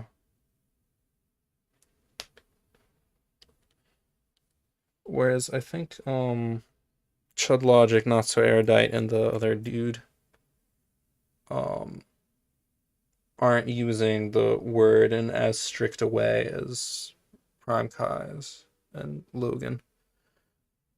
Individuals who are within the incel group who are having trouble finding a proper a therapist to deal with their issue, right? That in itself does not tell me that they are a marginalized group. They are simply facing a disadvantage, right? And something we should definitely tackle, right? As we should expand access to healthcare in general. But that doesn't mean that they are a marginalized group. Okay, now I'm done. Stabby. Stabby. Unfortunate. Nope, still can't hear you. While she's fixing that, right? I do want to ask Prime Kai specifically. Do you think that did we get it back? No. Try again, Stabby. Start talking. Can you hear me? Yes, there we go. Okay, continue, please. Oh, okay. All right. Sorry, the kids came in, and when I moved these, I kind of got it a little bit out, and I'm an old, so. Well, that's what you get for fucking breeding. Outrageous. I know. I am a breeder. So I want to lean this towards erudite and what Portland is Burning was saying earlier. I did want to ask earlier, but I was afraid that it would seem rude or dismissive. But I'm asking this in complete sincerity. What is making this particular group of men so resistant to the things that are helping other people? Why is this particular group resistant to the same kinds of care? Are we, like, obviously, if a certain kind of treatment isn't working for like a medical patient, we use a different kind of treatment. What is it about this 18 to 25 age group not getting sex that is making them so resistant to help? What's going on?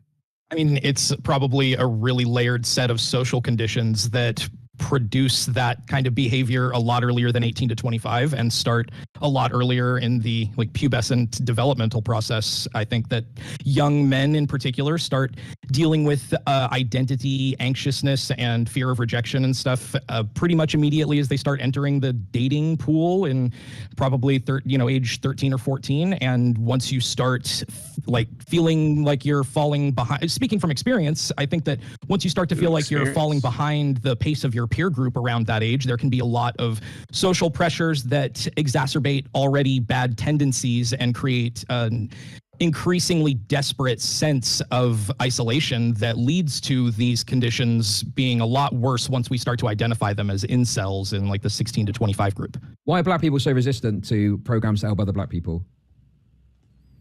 Hold on. Ooh. Like I'm not trying to ask for, I'm trying to get a baseline. And the reason I'm trying to get a baseline for this is because I do think that some of it does have some overlap with things that like, there's a lot of female positivity. There's a lot of feminist, let's go, let's support one another, sisters helping sisters type of stuff. Bro, I just gave my computer Bluetooth capacity, which I didn't have before. I mean, really just Bluetooth had like earbuds, which is, that's pretty much all I really give a shit about. But so now I can just kind of wander around my room when I need to get shit.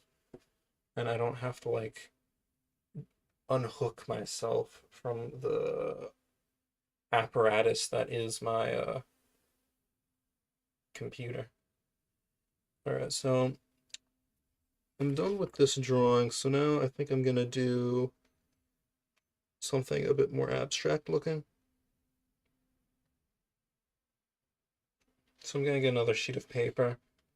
Yeah, I'm gonna try and do something kind of abstract. I don't know what I want to do though. I think maybe I'll try and do like a flower. Let's see how that comes out.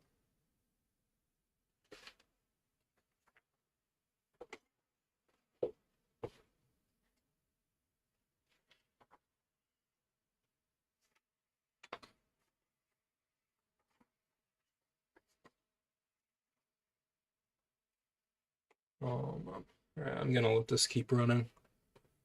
See if I can go all the way to the bathroom while still having this plugged in.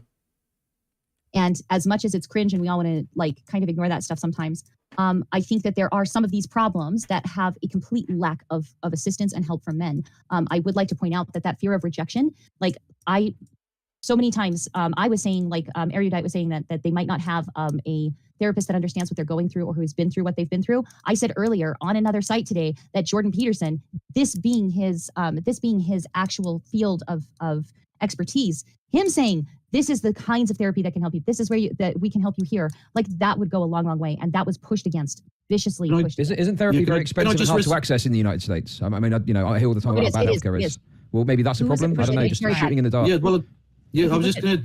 Could I just respond to? I mean, I think you were being a bit memey with the why don't black people access services X, Y, and Z thing. But there's a truth to it, and the point is, there's a difference. This goes back to the point I was making about Indigenous people as well. There are specific laws that were laid down in place that have that long-lasting societal effect that mean that black people are marginalised or that Indigenous people are marginalised, etc. That don't exist for just incels. And so I think to compare why black people don't respond societally in one way and why incels don't respond societally in that same way is a completely apples and oranges situation. Not really, because the point I'm making when I say that is obviously there's good reasons why we would not make these arguments for, say, black people, because there's a lack of access to things. There's a lot of issues and a lot of structural issues. Yeah, because they're actually marginalised, because they're actually oppressed. But what I'm pointing out is we're talking about the need for healthcare, and we can all just go, get healthcare tomorrow. Yeah, that'd be based. Obviously, that would benefit a lot of people. But the point I'm making is that the reason for this resistance is I think also because there's a lack of access and availability for resources that are going to help these people. One of the biggest ones being mental health care, from what I understand in America, is very hard to come by and it's very expensive. That is true. And yes. I think if I can finish, if I can ask a question? Okay, so finish, and then Erudite, you can ask your questions. Finish your statement, Stabby, and then Erudite question right after. One of the things that popped up in that other conversation in that other server is mockery. And I think that timeline, that social peer pressure, that fear of rejection, a fear of impending isolation, a lot of it is coming from other men. I've seen it in the incel communities themselves. Like, you're never going to get laid. Oh yeah, it's because you don't have a millimeter of bone. You might as well just kill yourself, but make sure you go to a school first. Like, I've seen these things happening, and there is a decided lack of care and help from their own male peer groups. Like, that's one of the things that we could start to do in the interim. If men could stop being all like, oh, you struck out, loser, like, fuck off, stop it. I absolutely agree with this, and I think there's definitely a spiral that people get into, and they get into these black pill communities before you know it, they're talking about killing themselves because they have a fucking right chin structure, and that's fucked. But I think the problem is that there are pathways with which they can stop themselves from getting there, but often it's provided by people that I'm sure we'd all agree we don't want them going to. I don't want some fucking guy who's having trouble getting laid going to listen to some red pill shit and getting a bunch of bullshit pumped into their head. I think the problem is the pathways they go down are ones that we'd all agree are probably, leading to further bad ideas being perpetuated. So I think this should be an alternative of radicalization. Okay, I want to give Chud finish, but then Erudite has a question, and then all I was going to say very quickly is in the media landscape. I can't control healthcare. I can't get healthcare sorted. But it's just that I think in the media landscape, if we just had more people on the left that were talking about these things in a way that was more amenable and not as dismissive, I think that would be a good thing. Because I agree, guys should be more, kings holding up kings. I'm fully supportive of that. But at the social media landscape, we've got to be a bit more willing to go, hey, you got some problems. Maybe working out might help you. Maybe going for a few walks a day. Maybe eating right's going to help you. Some of the basic good advice, dress better, hygiene, basic good advice that red pill people give, but without all the walk with them. Walk with them. Go on walks with them. That's arguments, basically, but like delivered properly. Like, don't tell them go to the gym. Go to the gym with them. I want to ask a question. So, I can't go to the gym with fucking people in my community, can I? I'm talking about, I'm the head of a... Also, why does ChudLogic do this shit with the taskbar at the bottom? Like, bro, come on. Why is your taskbar at the bottom? It's so lame. It's so lame, dude. Community or whatever. I'm making I'll let Erudite ask her. Erudite, go on. My apologies. So one thing I think that you guys are really missing is that when we look at mental health care, we don't really see it as an institution because it's not. Like, it's this fractured, privatized, and it's a problem, but it's not an institution because it's not readily available for people. It's not freely accessible, right? In all ways, we're underserving the entire populace with mental health care because it's not really properly institutionalized. I think a lot of us, at least I would hope most of us would agree with that. So I'm going to just start there. I don't want a long ramble. Just like, would you guys agree that mental health care isn't really like an established institution, like, for example, like the court of law is, for example? Yes. Yeah. Like, we need more establishment of an institution of mental health care. Absolutely. You shouldn't be able to use things like religious counselors as mental health care billed through your insurance for the like kind of counseling that Jesse Lee Peterson does in the state of California, for instance. So because Jesse Lee Peterson... Wait, you can use Jesse Lee Peterson through insurance? It's kind of epic, honestly.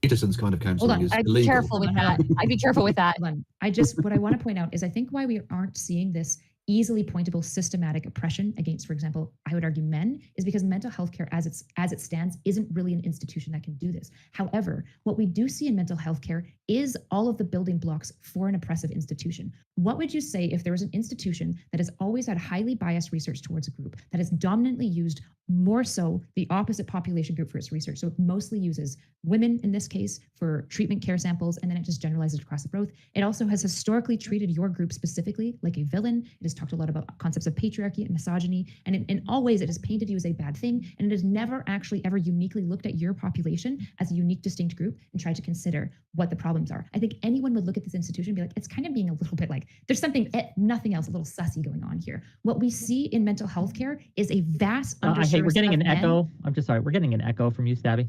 Sorry, continue. I didn't hear any anti-Semitism. What are you talking about? What we've seen is a vast underserving of men in the mental health care field since basically the 90s. Men, not just incels, men have higher levels of depression, higher levels of suicide, higher levels of addiction, right? All of these things, they have a vast history of basically having their emotions broadly dismissed by society. And we see some of this reported. For example, we just tell men to go to therapy and talk about their feelings, but it seems to be the case that certain therapies, like especially mindfulness and like emotional awareness type therapies, do really well with women, but men actually report a significantly lower success rate with because it's gay. It's considered gay. Yeah, it's not massive, but also it's possible that hormonal differences in the brain means that there are different ways to tackle mental illness problems across these groups. Now, so you have men struggling with the institution at far, and now you have this extreme group of men that are way more easy to hate because they fucking suck. They're nasty. They treat women like shit. They're homophobic. They're transphobic. There's all reasons to dislike. I don't blame anyone for disliking incels. I deal with incels, trust me, all the time because I'm in this sphere. They fucking suck. They're mean. The issue is if they're showing all of these mental health crises markers at an elevated level, even above men, I don't know how we don't say that there is a systematic problem going on and we are vastly underserving both. I think it's like,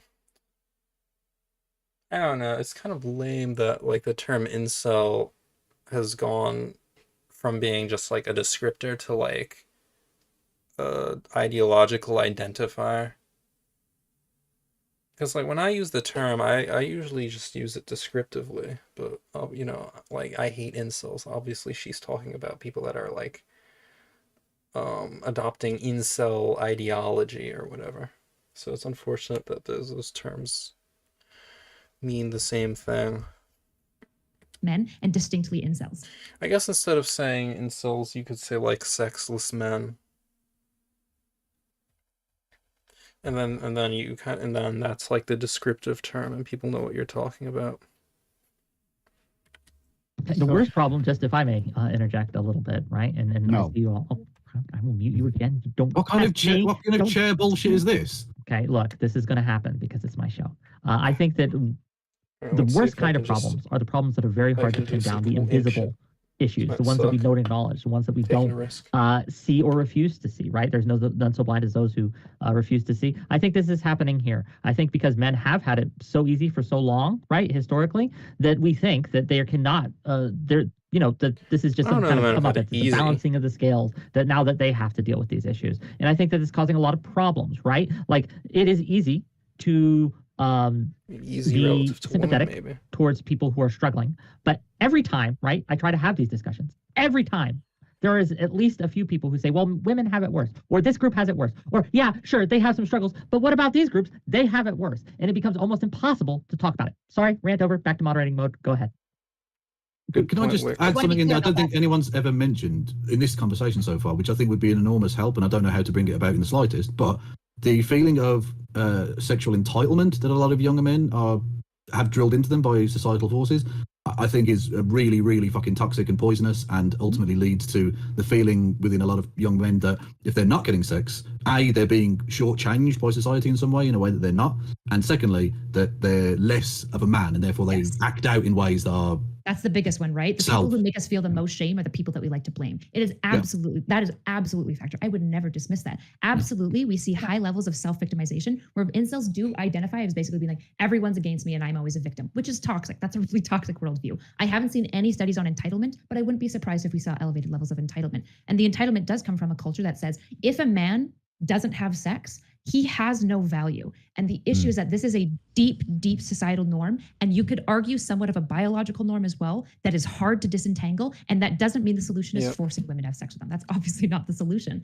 But we do have to look at this and be like, of course, I debate with black pills, I debate with red pills. And they say, every time a woman rejects me, when I live my whole life never having sex, there's this little part of my brain that whispers, you're just not fucking worth it. It would be better if you just killed yourself because you're not worth anything. That is absolutely what's going on. And so they become hateful and they blame the group that causes them the most shame, which is unfortunately women in this case. But that's why I'm saying this isn't women's problem necessarily. This is way more complex than that. I guess the argument I would give is that like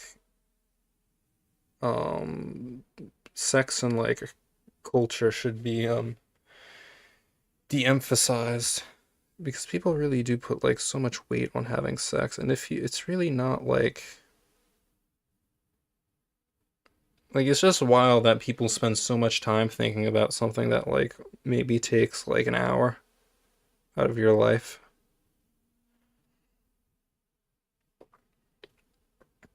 And it's like people will organize their whole lives around it.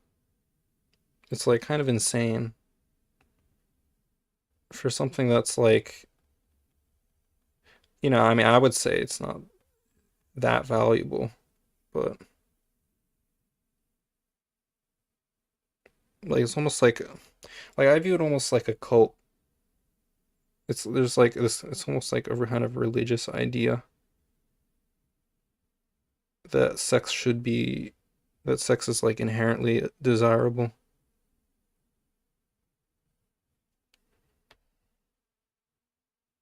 And that if you don't get it, you're less of a person. It's like an indictment on your social status and character even.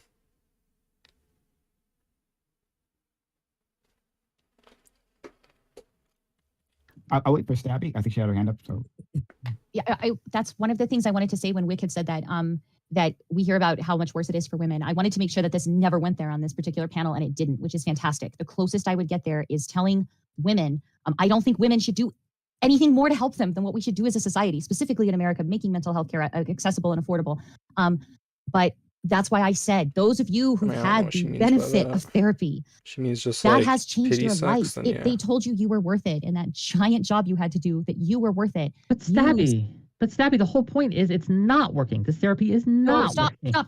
I'm not saying to incels. I'm saying to women. The women who have had therapy, we need to start using some of that language. Yes, you are worth it.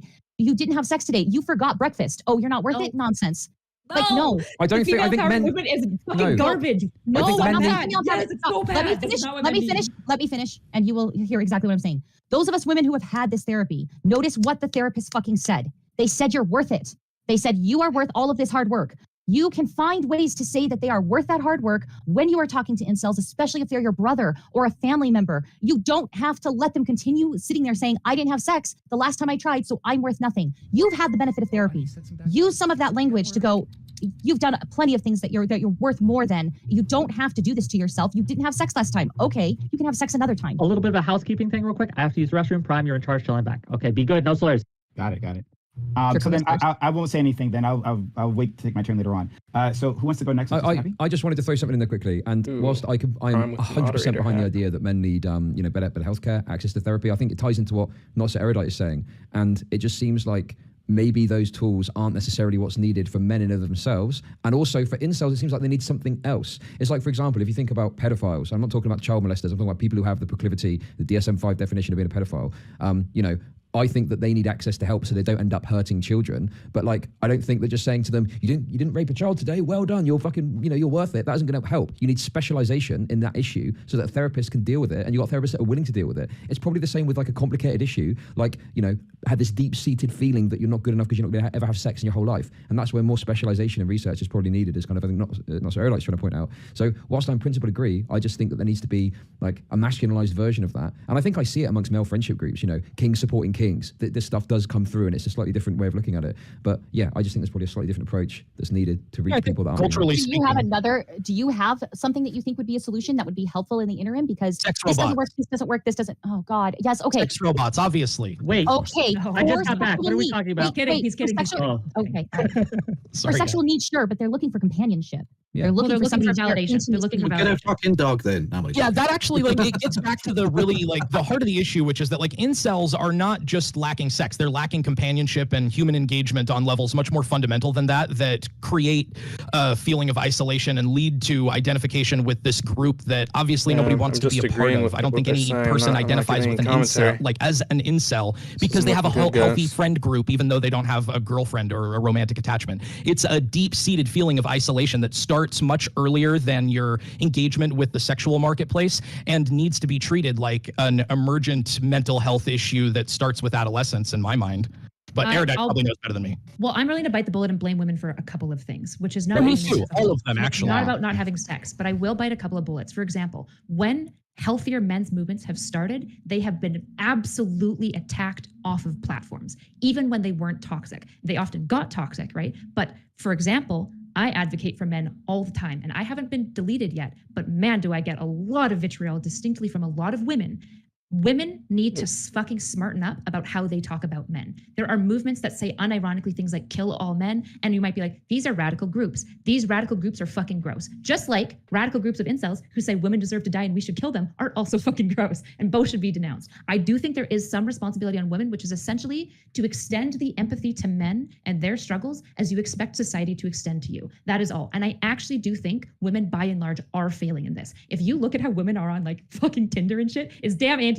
I know I'm on Tinder. I'm fucking antisocial. I just fucking flip through like nobody's business. I'll get 17 messages and I'm like, I'm bored. I don't want this anymore. It's fucking, it's bad. It's really bad. The thing I want to quickly throw in there as well is I unironically learn a lot about women's experience in the world, in dating, in life, like the fact they're constantly under assault from men who want to fucking fuck them and shit, and all the bad shit that happens to ladies. You know, I've spoken to many women in my life and got an understanding. I'm a father. I've got a daughter. Like, obviously, it's very important to me. So I think that like that goes both ways. So I think absolutely, you know, men should listen to women and their problems. But when it comes time for the men to say, well, here's the problems I've got, I think, you know, there should be more of a listening and not this kind of immediate, well, what about women's problems? Women have got it bad. Yeah, sure, I can talk about that all day and no one has a problem. But oftentimes when you try and talk about issues that men have as a man, you get attacked. You know, I'm sure you get called a pick me. You know, much like as a man, if you talk about these issues, you get called like, you know, misogynist, or you don't care about women's issues and stuff like that. It's frustrating, you know. I get called a libtard for saying that child support should not be something that we have, that it should be a child care stipend. I get called somebody who doesn't believe in male responsibility, and I'm breaking the men. I'm not breaking the men. We're creating a fucking poverty demographic. Let's go to Prime Absolutely. real quick. Based He's got his hand up. Like Sorry. Alpha hands, right? Alpha palms right there. Yeah. So I'd like to focus on something our friend Erudite said previously, talking about the abuses of the healthcare system. And she brought up how it treats men, but I don't think we would again say that men are a marginalized group. Men in general, obviously, right, are a marginalized group because of that, right? Men are facing a disadvantage, certainly. And I love everything you said about like how the types of therapy that would be delivered to men may not be very effective at all. I think that's extremely the same thing.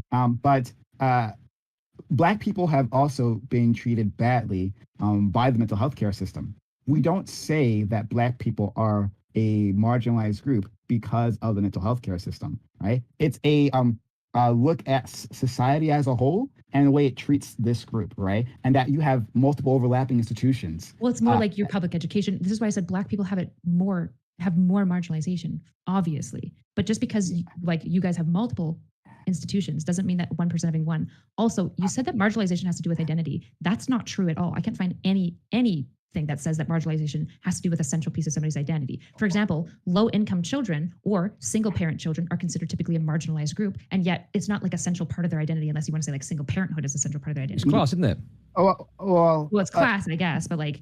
But no, I'm saying I agree with you. I wouldn't consider identity in the way that being Black is an identity. Class is a material relationship. It's changeable. And it's changeable. It's like from a systemic standpoint, right? You're absolutely right. Obviously, there's social barriers that people face because of their identities that translate to systemic effects, things like trans identities, which disproportionately impact people's employability and mental health care access status, and a few other areas where I think identity overlaps with some systemic barriers, but generally I think I agree. So I'd have to dig in with you on that previous point that I was making, right? That's a separate thing. And so let me get through this without, you guys all interrupting me. To get to the point I'm making now. But I'd be willing to go back to that point previously later on. But what was the point I was making? Oh, talking about yeah. So I can acknowledge that the institution of, or you said it wasn't quite an institution, sure, right? But the thing in society, the societal structure that is mental health care, is not properly serving incels, right, or men in general. Certainly not. But just because a institution is not properly treating or properly serving all the citizens doesn't mean that those citizens are necessarily being part of a marginalized group. That's the point I'm trying to get at, right? So it seems like the entire conversation has been focused here on mental health care, which is good. That's a good thing, right? But I'm not seeing any overlapping I'm not seeing any overlapping issues here. I'm not seeing how incels don't get access to housing or in these other areas. I don't see that, right? I see that in one particular area of society, in terms of mental health care, they're being denied, right? So unless you would say that, because according to the definition I read, right, where it says you're being denied opportunities and resources that are normally available to members. Well, I think if you want to be pedantic, marginalization will occur in different dimensions, because generally people wouldn't say that white people are marginalized, but there's certain areas where you could say that they are in basketball. Well, I don't know if that's exactly works. I don't know if you'd say I'm trying to think. I guess tall people, here's a good one. Tall people aren't generally marginalized. Generally, people will like you more if you're tall and shit. But in regards to working in a coal mine, being tall is kind of an issue. That's why you get nice, supple young children to work in coal mines, because they're little. They can go down the tight shafts.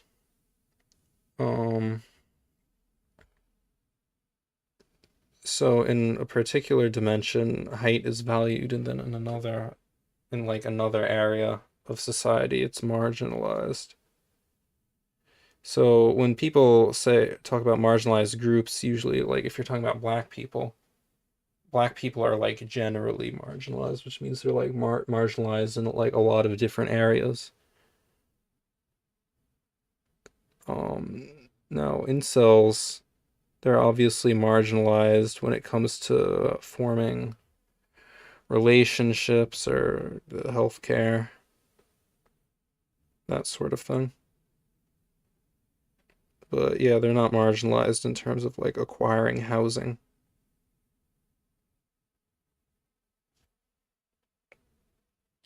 Of a different group. If you want to define, women and their vaginas as a resource that they're being denied, I mean, sure, okay, we can go down that road. It's a renewable resource as well. Mate, they're being denied access to talk about their problems. They're being denied access, for example, to to mental health services in many ways, because they can't find a good mental health service. Depends on how hard you go. There are noteworthy things that they're being denied. I also don't the issue with I don't need to get stuck on the word marginalization. I don't really give a fuck about the word. I would say they're obviously an at-risk population. They're super high risk. I'm fully willing to grant that they're marginalized as well, because they have typically different codes to code switch. They feel like their one culture is inherently antagonistic to the dominant culture. Right? All of these things. I'm literally reading things from the Wikipedia, by the way. I'm not just making shit up. Okay, these are all things that are I didn't say you were making it up. I think it was stupid, but maybe go ahead. Okay, well, you can, I guess, take that up with who's this writer?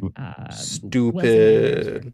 But feel in anti-oppressive article, but that's fine. We're getting tautological. The issue is if every way we functionally outline how these men are struggling, suffering, and need to some extent intersectional support, you can get sticky about the word marginalization. I don't really care. It's just at that point tautological, because when I'm talking about marginalization, I'm mostly being functional. Which is that you're not using tautological. I think it's semantic. We need to be training therapists to work within distinctly this community to address the fact that they're being underserved, and in the case of incels, probably actively denied access. I imagine most therapists would not be super keen, especially a woman therapist, on working with an incel in one-on-one therapy. Same with pedos. And power to her, exactly. Pedos as well. It's really hard to staff pedophilic treatment centers as well, for understandable reasons. Of course. The issue is that, yeah. He wants to talk about someone we wanted to fuck a kid. It's horrible, isn't it? Can I interrupt one thing really quickly? Can I like not compare, or maybe the discomfort? Okay, yeah, just the discomfort. Incels and like offended pedophiles who've offended. I don't like comparing those two. I'm talking about pedophiles that haven't offended. Yeah. Pedophiles that have offended to go to jail, obviously. Right. Well, no, and they have court-ordered therapy, or if they've like pedophile is a predilection, right? Yeah, right. yeah. So I just don't want to Listen, if it bothers you, pedophiles. I'll stop talking about pedos. It's all good, okay? Consider it. I mean, it's a simple dealt enough with. comparison, though. It's just like undesirable mental health conditions Okay. to try to treat or staff. Yeah, exactly. and focus Okay. specifically on. I think a lot of people would agree that borderline is also somewhat systemically, like, you could say marginalized, because it's really actually hard to find therapists who are willing to work long time with borderline personality disorder because it's unfun. Same with addiction. The burnout rate of addiction counselors is insanely high, and most people burn out on compassion first. It's really hard working with people with addictions. They're not a very fun population to work with, as much as So it's like once again, we're circling back to what I think Stabby said at the very beginning, right? Like the reason why I'm focusing on marginalized the marginalized group work, because it actually is important. That does have meaning and weight in our society. It does have policy implications in our society, right? So I think it's actually extremely important as to who we call marginalized group and who we don't, right? You'll have white people saying, well, I've suffered from reverse racism, so I'm a marginalized group. Like white people actually say this, and this is something that happens, right? They're like an active should group of we, people excuse me, trying to declare incels excuse me, I'm talking, fuck, shut up, thank you, I'm let me get so through this. sorry. I've literally not I'm been able to get so to my point. sorry. So shut the fuck up, thank you. So sorry. Anyway, So sorry. good, Go thank you. ahead, Prime. Prime, Apologize, finish. right? Okay, we don't need to go back. Yeah, Prime, you get uninterrupted time. Once you're done, we can allow Portland to respond. Yeah, sorry. Okay, so fuck, what was I saying? I don't remember the last thing I was saying. So people can't shut the fuck up. Fuck, really, what was I saying? White people often say they're being marginalized in society. Yeah, thank you for that. Indeed, white people, will say things that they'll be marginalized in society, and then apparently make up other groups so they'll be marginalized too. But we don't pay attention to that, right? Because that's not a thing, right? We don't. Because if we did say that was a thing, then the policy implications of that would probably be pretty disastrous. But if we are saying, if you're dropping the whole thing about them being a marginalized group, well, good, because I'm right. If you're dropping that and saying that's not important, well, then what Stabby said at the beginning is true, right? Like none of us here are saying these people shouldn't get care. Absolutely, right? None of us here are saying, even Kevin Logan, excuse me, sorry for before, isn't saying that. Is it saying that they should be studied, right? Research scholars shouldn't be head to this group, right? Sure, but all of us are saying that as a society we should care. All right, well then I guess there's no debate then. But no, there's a debate, because the point is, if I listed off a bunch of people that lefties are generally sympathetic to, you go, yeah, they should get care and stuff like that. And I'm sure, clearly in this conversation you agree, but there's lots of people out there where if you propose the idea that incels need some sort of specialized access to mental health care, you'll get derided and people act like you're crazy. But, clearly based on the data that Nasser is bringing, clearly there needs to be something that is extra to help those people. So I think this is a problem where, because people don't understand the issue, and because it's men who share this oppressive identity with the patriarchy or whatever, there's a dismissiveness that occurs broadly. And it leads people this to keeps right-wing happening. content. Yeah, this keeps happening in this discussion. Is people like, yes, more access to healthcare, more access to healthcare, more access to healthcare. Cool, but that is not working for them. So what we are offering to them is not what they are needing, right? Like that's not what's being effective. So we can say all day, right? Like, oh, we just give them the same thing we give everyone, just more access to healthcare. But clearly they are not responding in the same ways and to the same efficacy that everyone else is. So we need something different. We've already addressed this though. Like, have you? That's okay. Like, hold on. When I say that we need to research this problem, right? Do you think that mean that we gather data and then do nothing with the data? Of course, let's do something with the data. There are all kinds of groups, right? You could divide society in all kinds of different groups, and they're not being served, right, by different parts of societal institutions in so many different ways, right? Yeah, let's study those things so that everyone gets equally served. I'm an egalitarian that way, right? I want everyone to have equal access to these things, right? I would love for that. So we have already acknowledged this. Yeah, sure. If a researcher wants to, or if therapists, they want to learn a bit more about the community. Okay, great, but whatever. That's that should happen for any group. Whatever. Okay, Portland, I wanted to respond. Whatever. And then, Don't worry about me. Don't worry about me. If anybody has anything to say, you guys go ahead. It was a while ago, so. I guess I would just say, obviously we've got a group. The reason why I think people are wanting to use the word marginalized is essentially because it implies some level of, as you said, societal wide view of something like it says something about the way that society engages with this group, right? I don't want, of course, people want services. That's all great. But if I talk about incels, I want to make it clear that I do believe that as a society, we're over villainizing them and underserving them, and that there are active things in our society that are fucking them over and making things worse for them. I do want to acknowledge all of these things. And I think the word marginalized does a really good job of acknowledging that. Okay, can I ask you directly, Erudite, what is one thing that you would change, right? Like at how society marginalizes, or let's even not use this word, but disadvantages this group that you think that we can change right now? Is there any low-hanging fruit, so to speak, that we could just... Right now that can change? Yeah, that we can just knock out? No, I don't think there's any like one thing that I could like change. Like there's things I could point to being like, if it changed right now, we'd probably see a massive improvement. But these changes are sticky and hard, and it's a very large boat that's slow to move. So fair enough. Okay, Steph. I have one for in the United States. I'm not sure about any. I got one. Sex carnival. Boom. You have these carnivals in cities, and it's like all incels welcome. And you have like a bunch of I don't even know what you have. You have things that they can fuck. And then they can come and they can fuck. Boom. I'm a genius, baby. I'm a genius.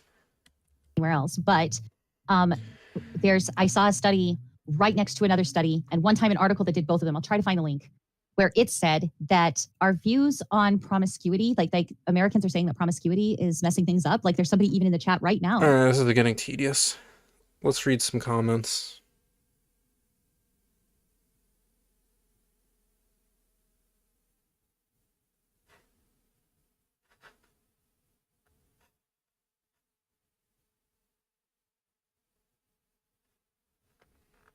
Damn, 0 concurrent viewers. It's very sad. Very disheartening.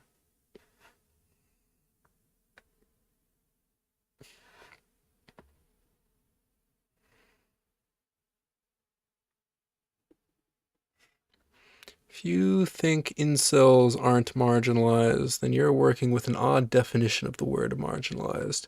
This is like when people try to say minorities can't be racist. If you're going to make arguments that run counter to popular definitions, then you have to offer an alternative definition. Yeah, this was kind of the issue I was running into as well.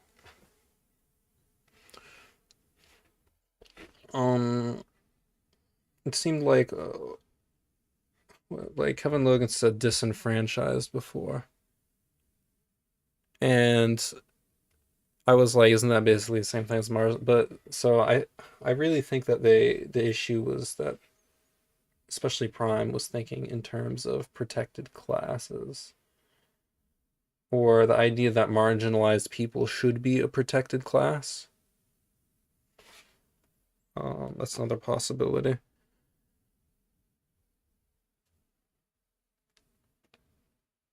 But yeah, I mean, marginalized implies that, okay, there's these people that have a problem that needs to be, like, fixed.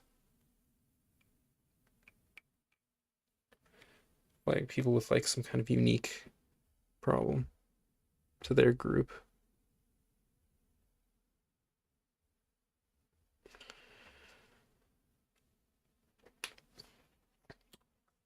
You're not gonna shame me with this shit. Prime laughing after being presented with stats about the astronomical high suicide rate of a group. You know, Prime put his feet in. Prime really dug his feet in.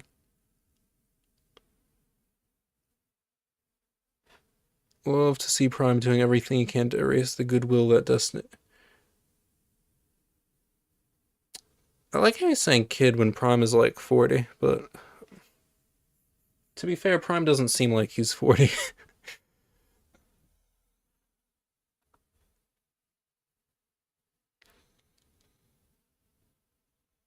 But well, I don't get how you're saying Prime's doing everything to erase the goodwill.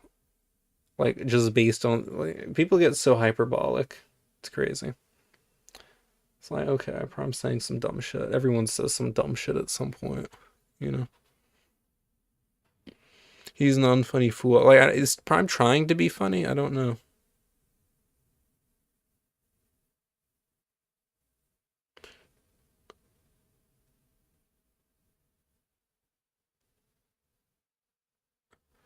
Alright, so... this weird ass username at Armin D. You really think this guy Prime isn't creepy around females? Maybe the accusations weren't true, but guy gives off weirdo vibes one time. See, maybe I'm unhinged, but I feel like this is shitting on neurodivergence. Maybe I'm wrong. Although, well, actually, it'd be interesting. Are most creepy guys actually neurodivergent, but they do creepy shit anyway? Or are there some creepy guys that aren't neurodivergent that just are just like creepy? Because I don't see what Prime, like, I don't get creepy. Like, he doesn't do anything creepy. Like, he doesn't creep, I guess. Maybe he does, like, some of his social interactions are maybe somewhat unsettling in terms of how he speaks. Like, he always seems very kind of, like, awkward and uncomfortable.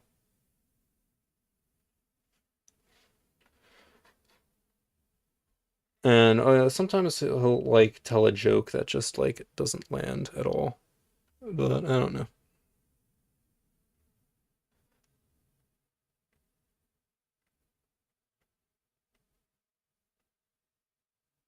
Yeah, Erudite. Well, Erudite came in with stats. That's always good when you come in with stats. It's gonna make you look way more, cool. Prime acting like he's not an incel. Pretty good. The anti-incel side was pretty terrible. Prime's whole issue was that incels can't be called marginalized because other groups are marginalized more than incels. So he kept making that. Well, okay. So here's the thing. The panel discussion idea was, are incels a marginalized group? So I imagine Prime just thought, yeah. And aside from that, he didn't really, he just didn't think, like, I think Prime came in thinking that the debate would be around, like, the rhetoric of the term marginalized group. So, like, that was, like, the main point that he prepared for. So, yeah, obviously he's going to keep bringing it back to that point and not, like, he's not going to argue that, like, yeah, incels have a rough time.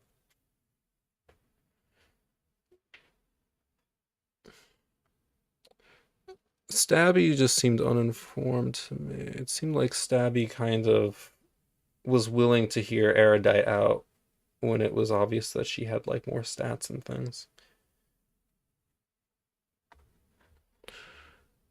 Stabby just made stupid or contrary points. A few off the top of my head. She started off saying that incels are incels, but okay, that makes no sense. Yeah, that was insane. She says incels get rejected one time. Yeah, that made no sense. But this is early in. She kind of mellows out.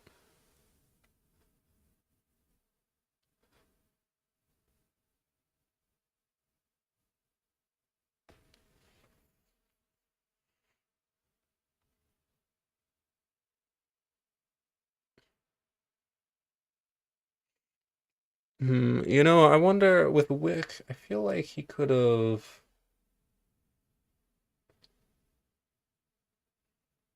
Like, I don't know how he sets up his panels.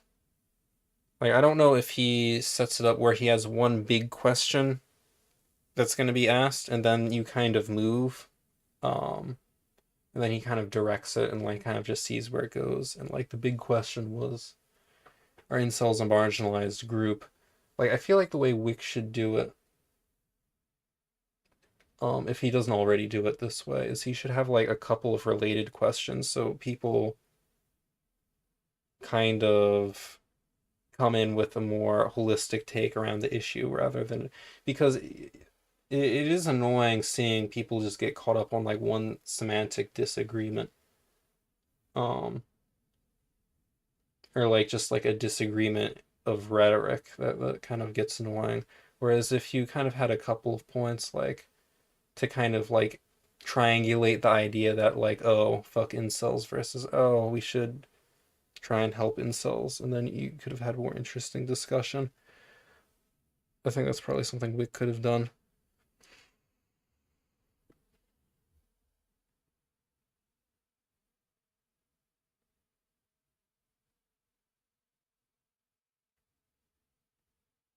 Prime yet again demonstrating how his politics are merely aesthetic.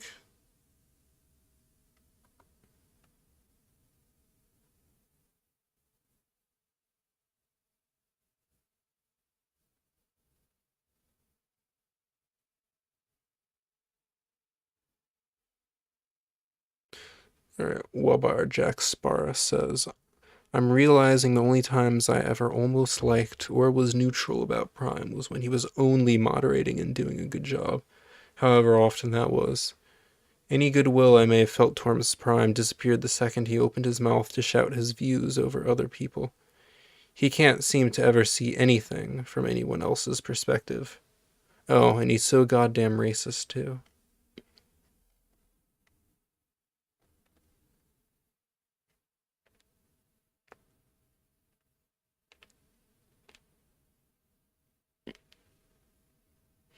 Yeah, he does ramble. I mean, yeah, you can certainly shit on Prime.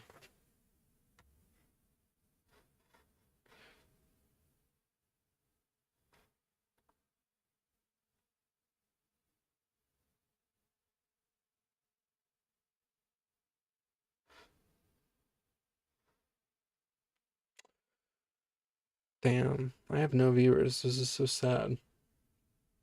I guess I have to stream more on YouTube.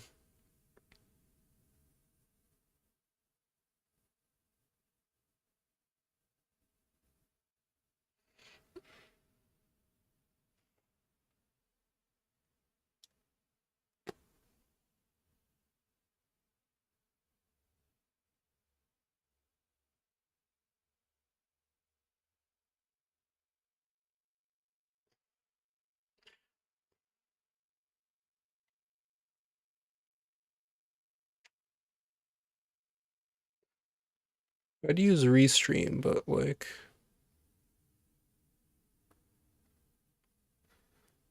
Damn, literally no one's been watching this. This is so sad. Alright. I think I'm gonna end it here. Guys, if you enjoyed any of my commentary, you should subscribe to me. That would be very epic. His pants are riding down a bit because he's wearing loose-fitting. Whoops. It's not what I wanted to click. But yeah, definitely subscribe to me. I like to draw, do debate reviews, that sort of thing on YouTube. It's all very fun to me. It's kind of hard to be entertaining without like any chatters. Like if there's chatters, then it feels like, oh, okay, I'm on.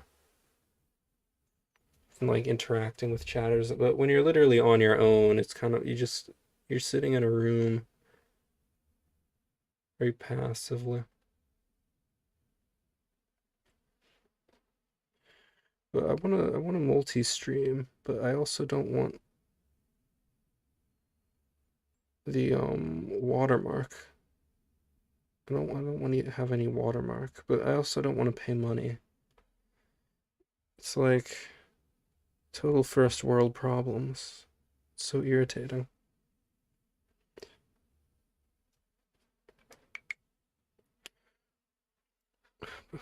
Alright, so see you guys later. Have fun. Goodbye.